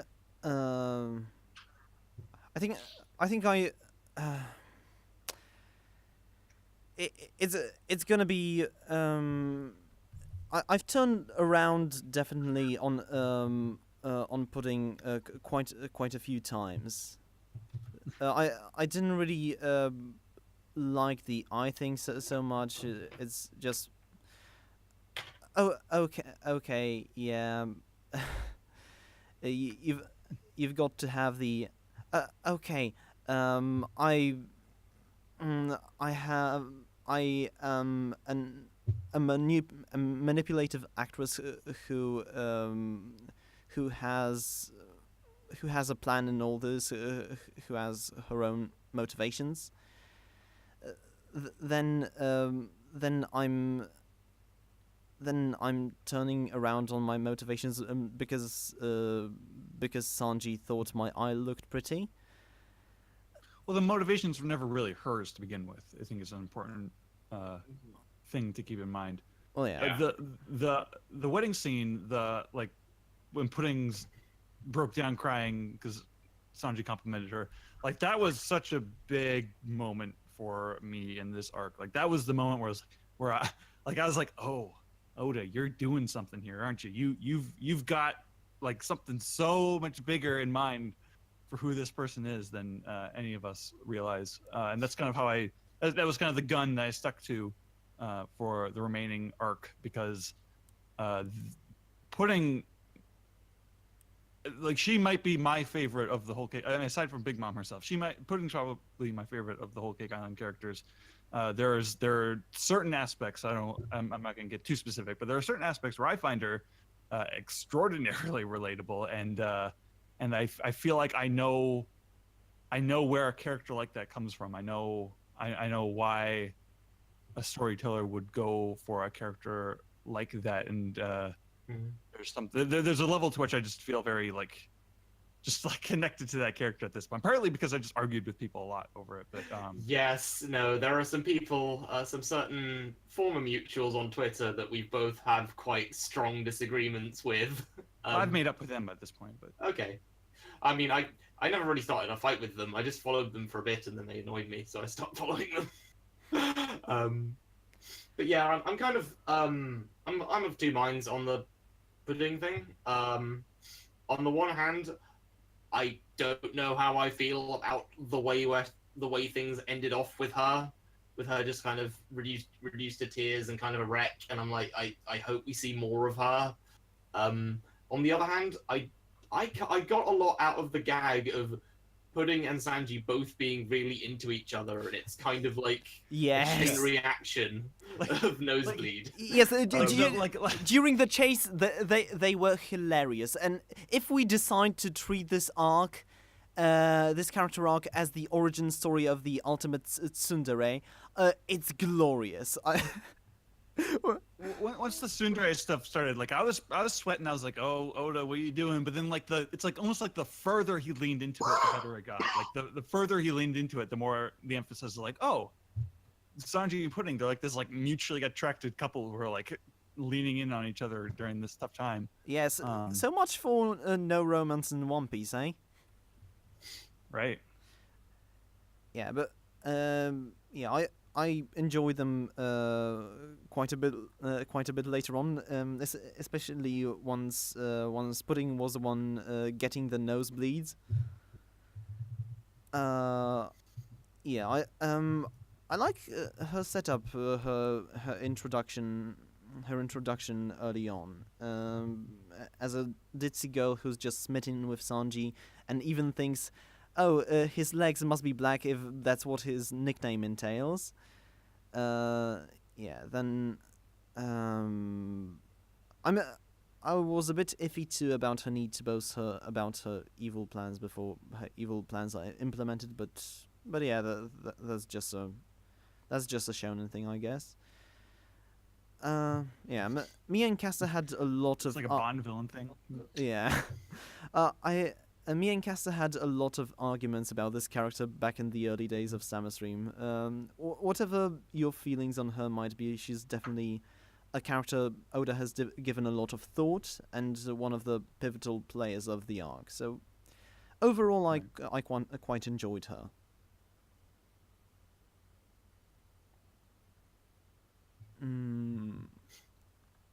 Yeah, I like Pudding. Overall, looking back in retrospective, I would say I do like her quite a bit. Is there anyone else we might really want to talk about? I mean, I gotta leave pretty soon, but I don't know. I will say that this arc did very well. Like, they introduced a lot of the big kids, and I liked quite a lot of them. Mm-hmm. And I found that even though they got very small moments, they were really enjoyable. I loved Hovin, I loved Daifuku, I think the character's just name is like Yu. He's just this dude with like a helmet with spikes on it, and he has a like ball on a staff that grows really big. I don't know, I found that character hilarious. Oh yeah. Yeah. I was just thinking of you from Guilty Crown for some reason. Definitely not. You? Wait, do you mean Shu? No. You was the big eyebrowed person.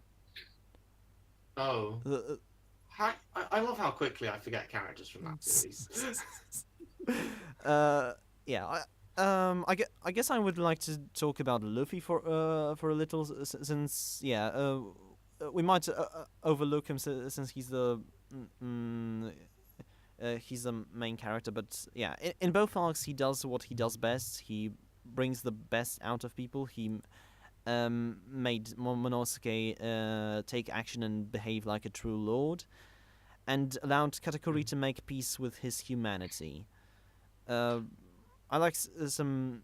There were some nice moments, like his usual childish determination, his hunger strike. It's not like I want to. It's not like I want to eat any food apart from Sanji's or anything. And him trying to rip his hands off. Then again, he has a lot of moments where he acts like a captain, where he respects Pedro's sacrifice and takes on Katakuri to make it easier for the rest of the crew. When he orders everyone to break all the mirrors, and Oh yeah, no. I think my favorite Luffy moment of the arc has to be at the start of the Katakuri fight, where he just breaks the mirror, the last mirror, and he's like, "I'm gonna finish you off." It's so cool. Yeah. And him ordering Jinbei to come back alive from his defense, and though he had kind of Jinbei's solemn look as he thinks he might not be able to keep his promise, but I hope you will. I definitely hope you will. All right. So, if we any other characters, or shall we wrap up with overall thoughts on the arc? Something, this arc has so many characters that we've probably missed out some. We've glossed over and missed out a lot of major ones, but it is just there's so much to dig into. Nobody's offered their opinions on Pedro's death yet. Nobody dies in One Piece. The further we get away from it and confirm that it can actually be a death, the more I like it. Yeah. I don't know. I would have liked a little bit more It's weird, like when you can compare Pedro's death and both of Mr. 2's deaths, it does sort of seem like Mr. 2 has gotten like a more dramatic death both times. But I liked it fine. I'm still not entirely convinced, just because whenever Oda does kill off a character, it's usually like, particularly when it's a good character, they do have a bit more gravitas around it. But I thought for what the story worked for, it did very well. It's just, I don't know, I'm having trouble fully believing that he's dead, because I mean, like, for the most part, not a lot of good guys die. But we'll see. I think we'll see how it goes. And the further we get from it, I agree, the further it does seem like, well, I mean, it sure seems to be sticking, doesn't it? God, I hope he dies, because Oh. he dies for good. I did enjoy his role in the story. I did enjoy his backstory. His dynamic with the other characters, not quite so much. It was like having a less entertaining Sanji in a rescue mission about Sanji. Yeah, that's about it from me about Pedro.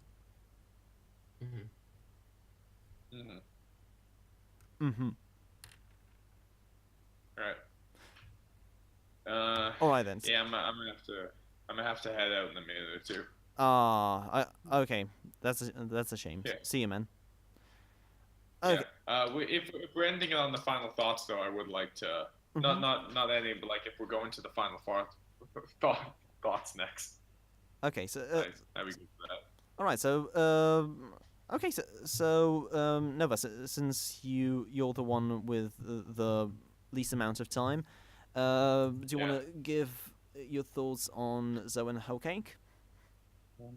I really love the Whole Cake Island arc. I know I'm somebody who, and this is unlike a lot of people, I actually did really like Dressrosa. So this wasn't quite, because for some people I've talked to, they've very much sort of had the sentiment of like, this is when One Piece returned, and that wasn't really how it was for me, because I really liked Dressrosa. But this was a really good, I'm not going to say departure, but this was a different One Piece arc, and I think in a very welcoming way. I'm not huge on everything that happened, but I mean, even Water 7, there were certain things that I wasn't big on. I still love that arc, and this was really good. I love the villain group. I love the connections between them. I love the fights that happened. And even though it didn't have like quite I'm not going to say scale, but the gravitas around certain things that I would have liked, I thought it was pretty, like the fact that there's so much open for the future, that, you know, Big Mom hasn't been defeated, seeing the repercussions of the battle from the last few chapters has been really nice, and I'm looking forward to see where that goes. Alrighty. Yeah, we haven't really talked a lot about the fallout of the arc, but yeah, Fifth Emperor, guys. Woo! Yeah. So, who wants to go next? I can. Okay. All right. Whole Cake Island it's up there for me now. Like, it is, like, I've been calling it my number 3 favorite arc, and I think on certain levels it's the most personal that One Piece ever kind of got with me, where it was like, oh, this is like digging right into my brain, and like not just like doing stuff that is like that I find like relatable in some of the characters, but like actively just like doing like the kind of stories that I like to make up in my head, or the kind of stories that I always try to write or whatever. Like, so much of them ended up in this arc somehow. Like, it's just like, oh, Oda is beating me to a lot of my own like ideas and visuals, and I mean, obviously I get a lot of them from One Piece to begin with, but like Whole Cake Island is just like, it was the most like it was the most that One Piece arc ever just like kind of streamlined its way right into my psyche. And I am in general just a real sucker for these like, I don't know, detour arcs, if that feels appropriate to call it. Like, Skypiea is my favorite arc. I love this feeling of like, oh, okay, we're gonna go in this direction, we're gonna completely veer off from the fight that we wanted to get to, or the big story, big picture stuff that we wanted to get to, and we're gonna go on this big detour next, and it's gonna require patience. It's gonna drain you, but it's going to be very rewarding all the same as a result. And that's like so much of Whole Cake Island as a story is like hinged on like, okay, well, we had the chance to just sort of pack it up and go now, but or like nature, like Sanji's desire to like help Pudding with this cake. He's like, okay, I guess we're gonna stick this out just like another entire half an arc. I think that's the stuff that ends up feeling the most rewarding in the end. The ending is so interesting because it's so like they're hanging threads that do bother me. Like I'm like, I really would have liked closure on that thing, like more going further with the Germa stuff, or going further with the history between Pudding and Chiffon, or going for like there's a myriad of things where I'm like, I can't tell if this is just a thing that we're going to drop, or if this is a thing that's going to happen later, or if it's a thing that's going to happen like very, very, very soon, like Jinbei officially joining the crew or not. But there's such a tone to this ending. Like there's such a bittersweet, not even bittersweet, just like kind of just a little bitter. And I think that Sanji and Pudding's quote unquote arcs in this arc are kind of interesting cousins, where it's like Pudding's story is much more like obviously tragic, like what we've accomplished for her is that things go back to zero. They reset. Her family is gonna more or less go back to the way things were, and she's gonna have to deal with that, and we're sad for her at the end there. But Sanji's thing is like he got to have like the beats of what you expect from his arc here, where he like gets to tell his dad off and he gets to disown the Vinsmoke name. But then you get to like 901, no, not 901, like 903, with the Emperor chapter, and like you realize that his family's fingerprints are now like over his life even more than they were before. Like his name is now, Vinsmoke is now on his wanted poster. He's probably gonna have to use that raid suit at some point. Like Sanji's like victory here is a compromised victory, and in fact, the story is almost just like the success is that he was able to cut his family off out of his life for as long as he did, but eventually it catches back up with you, and so there's sort of this weird there's a bittersweetness to it that we won't really get to know the true meaning of until some years have passed again. But I'm just super interested. I'm super interested in what Oda thinks he's saying with this ending here.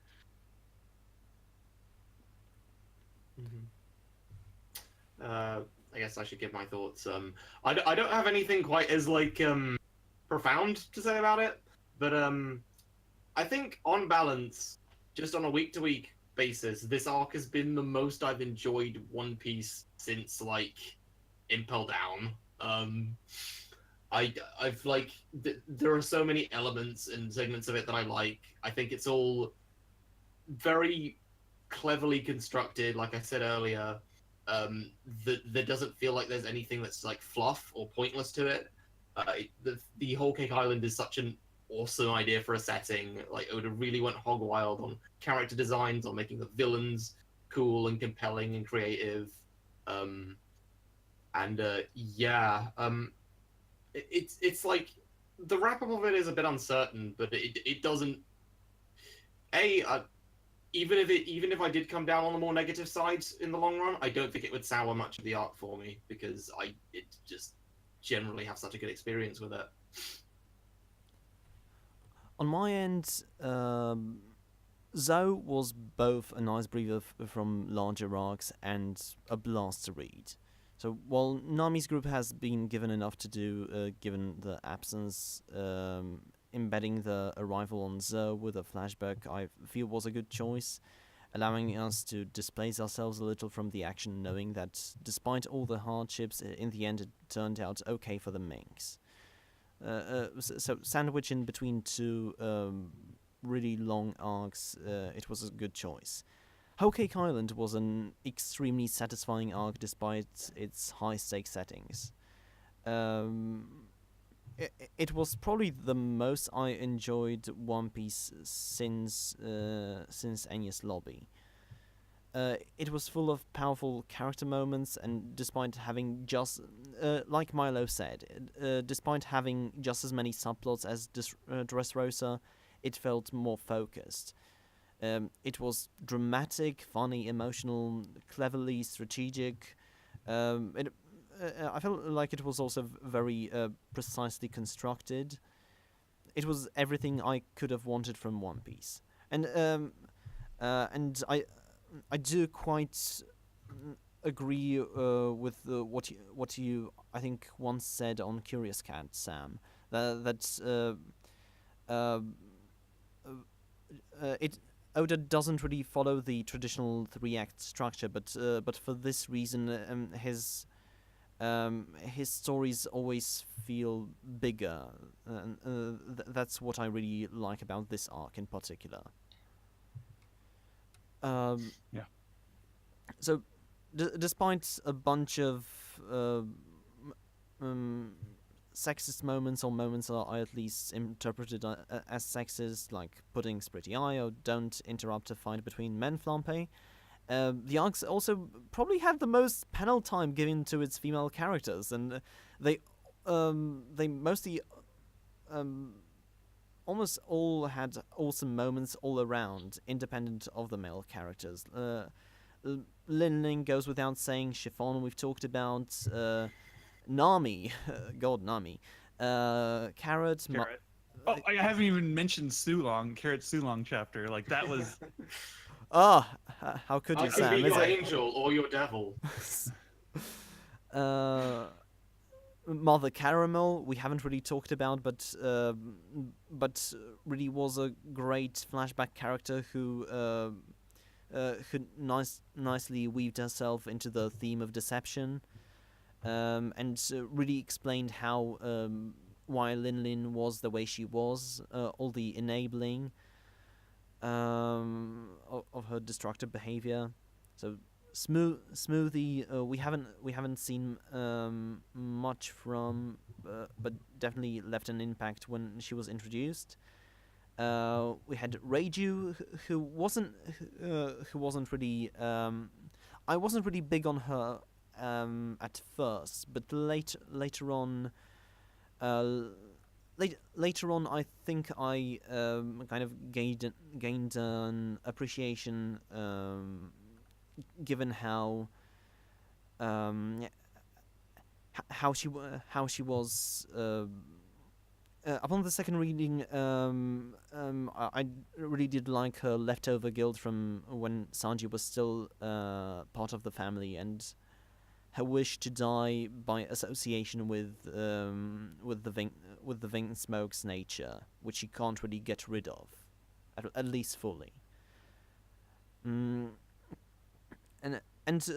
her ending is also a little bittersweet, since she also goes back to the way she was. She's still part of the Vinsmokes, even though she knows that the behavior, the philosophy, all of it's toxic, and she's realized that as a kid. But she's still she's still with them, though. Brûlé, I've also talked about. Yeah, lots of really good female characters, and with how often Oda only puts a token woman sandwiched between a dozen male characters, this is quite an accomplishment. The overall saga, I really love how it establishes how pivotal everyone's role in the crew is, as I've said before. I really like the theme of friendship and kindness over biological ties, the theme of deception,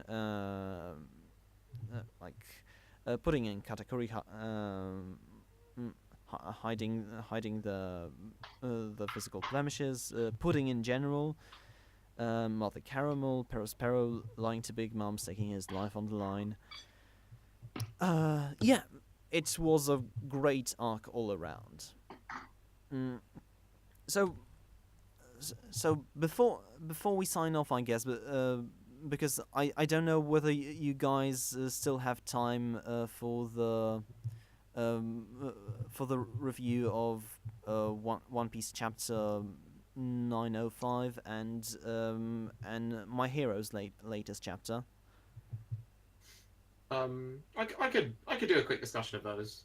Okay. I've only skimmed My Hero, but All right then. So before we do that and before we sign off, I wanted to mention some things I completely forgot about this saga, and I wanted to ask whether you forgot it too.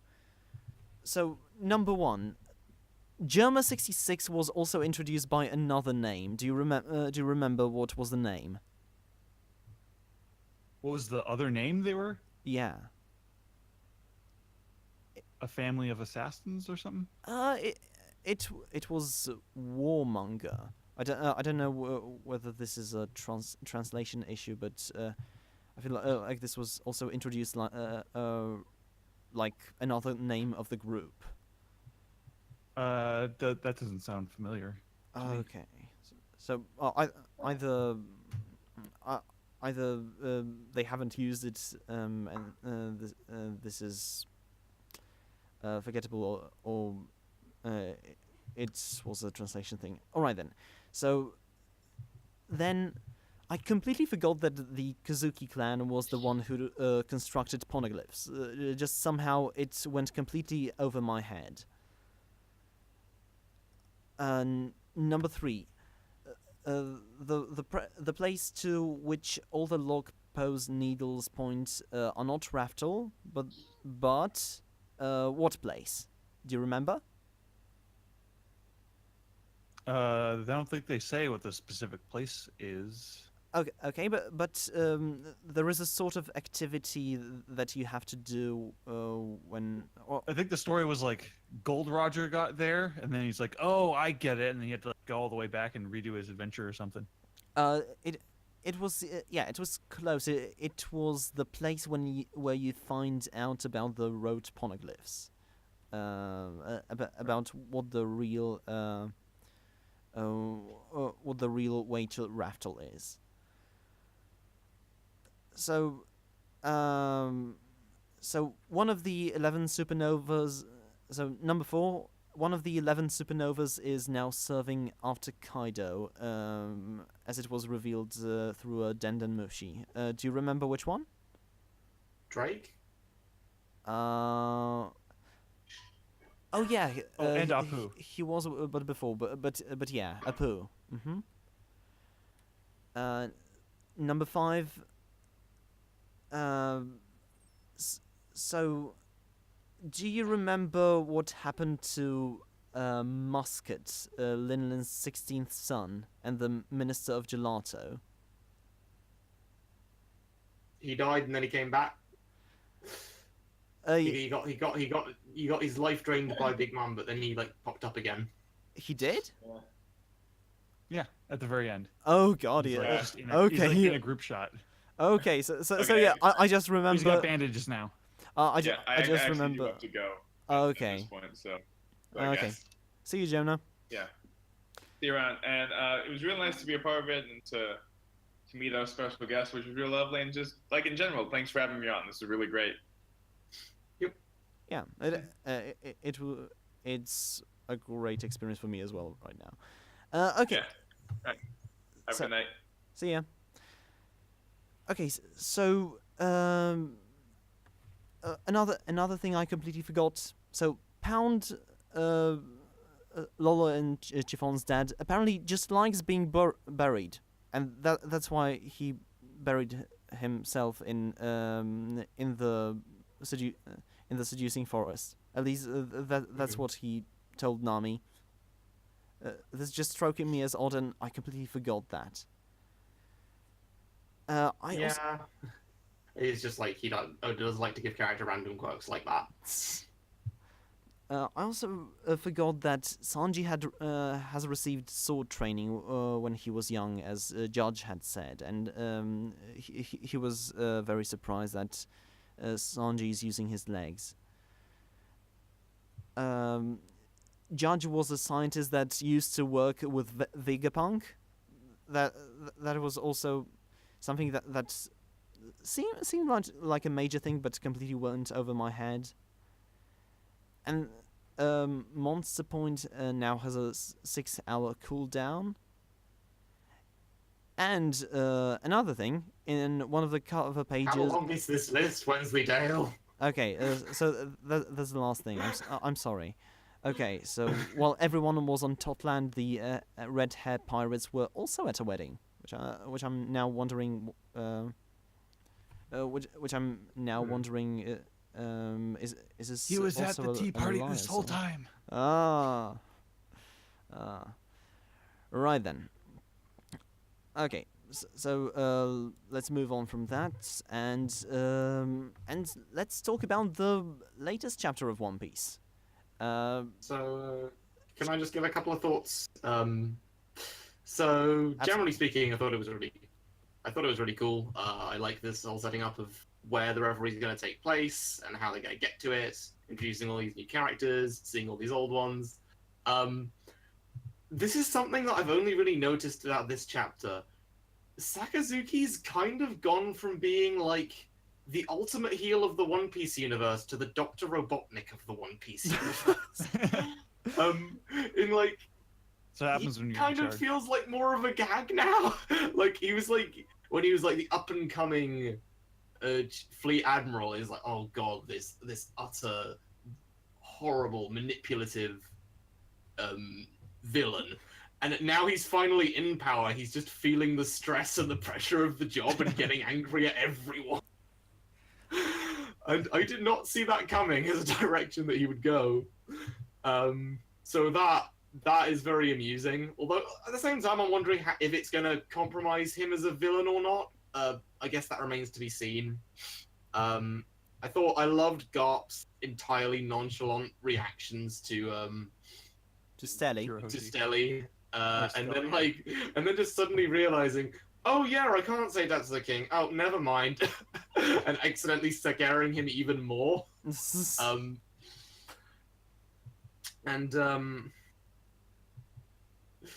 Now that you've pointed, okay, and also now that you've made that comment on Twitter, Wensleydale, of what if Rokyugyu got there eventually? What if he had the voice of Tommy Wiseau? I cannot not read that line out in his voice. Well, if a pretty lady asked me to open the way, I suppose I chow down. That's why I haven't had a bite for 3 darn years. I was just going off. Of the. Every single admiral is based on some sort of actor. Well, specifically Japanese actors, but with this wild mane of hair, which is so different.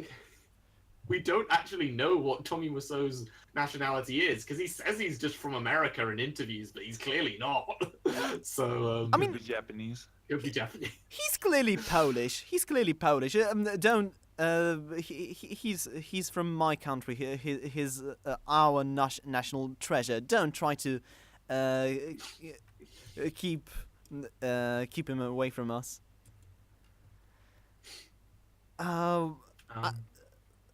First of all, best cover page ever.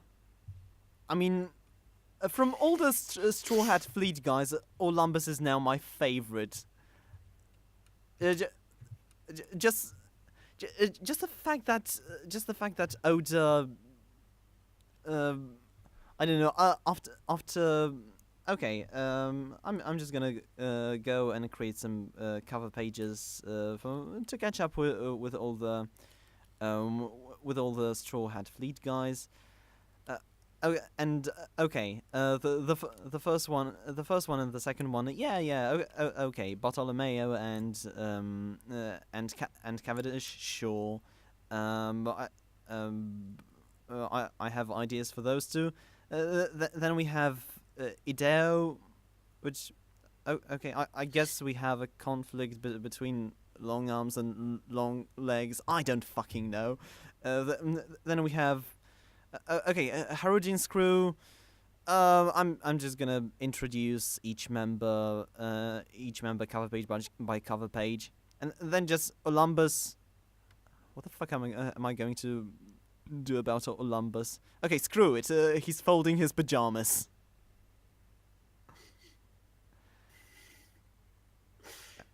Yeah, I am kind of wondering when is this cover page story going to be done? Because I'm pretty sure these characters are like there are ways you could bring them into the story relatively soon. So, well, yeah. I mean, how many have we got left? This is the last one, I think. Yeah. This is the last one. Or Okay. the last character, at least. Yeah. Okay. We had Okay, another so one about we could well be on the Leo. home stretch. Yeah. Okay. I forgot one about Leo, but yeah. All right. So it's nice to see T-Bone again. Oh, yeah. I really always liked him as a character, despite his very brief time in the Water 7 arc.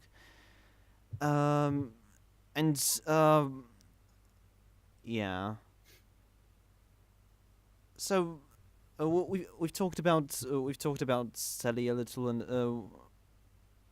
now I'm just wondering, would even Garb have a power to contribute to making Sally a celestial dragon? Because I kind of doubt it. Repeat the question? Or repeat the- Would Garb, because Sally asks him to use his connections to make Sally a celestial dragon, so would Garp even have that power? Isn't he kind of semi-retired? I think it's more of a, hey, you know somebody who knows somebody, surely. Ah, okay. All right. I guess Garb doesn't really strike me as someone who would be in this sort of a political game. So I don't know. All right, and it looks like we're ending on revolutionaries incoming. So soon the reverie seems like it's going to be pretty eventful. Yeah. Also, I always thought that the reintroduction of Sterling was building to some kind of thing where he'd be doing something villainous, and the moment him and Sabo reunite, or like, is just Sabo decking him one. So it's interesting that they're going for, oh no, he's already covert in like his guard. I did not see that coming. So I'm very interested to see whether they play off the reveal of who he is as like a comedic thing or as a dramatic thing, depending on, I guess, the situation. Right now, they definitely seem to be going more towards comedic. Maybe I mean, Oda's a he. It's yeah. Maybe this is the revolutionaries' big plan. They're just okay. How are we going to declare war on the world's government? Okay, let's just deck Study in the face. Everyone in the revolutionaries is just like, who's Study? He's just a really punchable guy. Yeah, all right. Everyone just goes with it. All right. Anything else you guys want to say about this one? Is this a pigeon? Yes, I noticed that as well. There's no way that wasn't intentional. Which are you talking about? Something I didn't realize. There's the little panel of like On the last page. Hiroshi just looking at the bird and holding up a hand to it. Oh, this must be the famous birds. Okay. All right. Also, shout out to the fact that Best Girl Koala is in this chapter. My life is a series of finding the favorite girl in a series and then having barely any screen time. Yeah.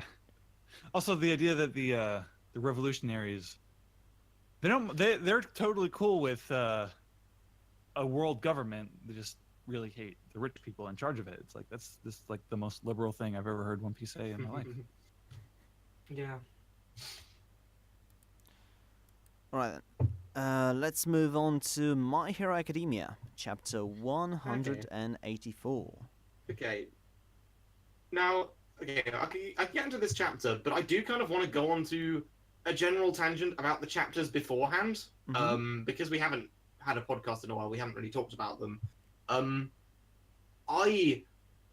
end of the festival, I was so close to loving it, and it's just such an immense shame that it was rushed out of the gate because of Golden Week and because they had to get the chapters finished quickly before Golden Week. And Hiroaka hasn't been the only series to be hit by that. Black Clover had a few panels where it wasn't quite shaded in properly in certain places. But yeah, a lot of people I've seen on Twitter have been very confused, like, oh, why are some bits in this chapter so sketchy?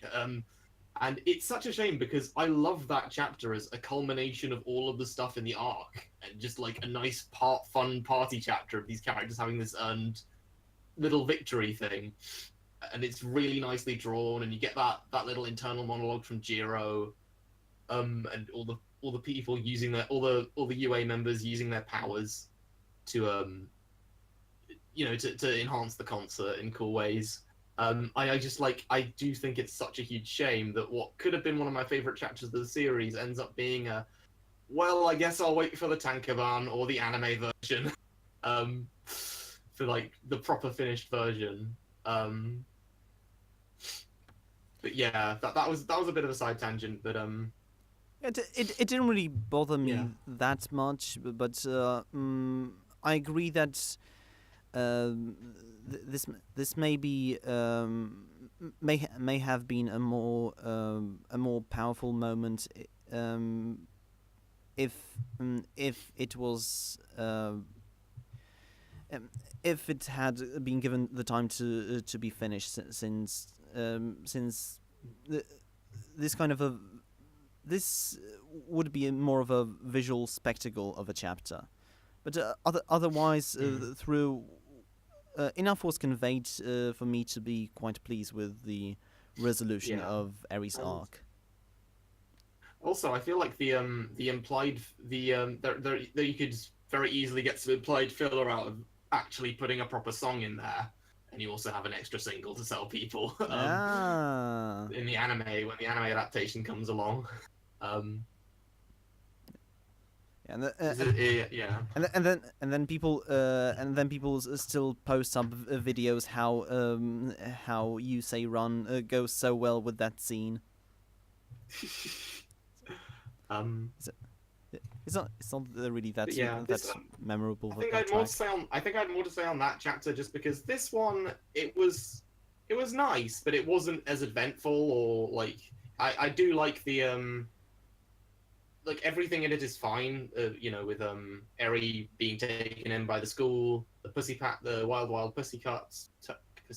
What is with my pronunciation today? The wild pussycats turning up again, and the introduction of the new hero rankings. But I don't think it was quite as striking to me as that chapter, which is why I kind of went back to it. Also, yeah, this Mirko. Here's another character who's going to get a crap ton of fans. Yeah, but and apparently we are learning some new things about Tokoyami related to the second best hero right now, Hawks. So I'm wondering what that's gonna be. Yeah, but apart from that, yeah, it was a cute in between chapter. definitely still looking forward to seeing what comes next for My Hero Academia. I'm Also, gonna just I am gonna say just a little. You go first. okay. I'm gonna say that I did really love the moment with Kota, specifically having said that he wants red shoes like Deku's. Aww. Yeah, I think my awe moment is when they're talking about how great the concert went, and they're like, yeah, someone was shouting Yao Yorozu at the concert. She's like, please don't tell me, I'm just happy to have an admirer. And I'm like, oh honey, you always have an admirer, don't worry. Right. Yeah. This is the part where Jonah comes in and goes, ew, if you could hear.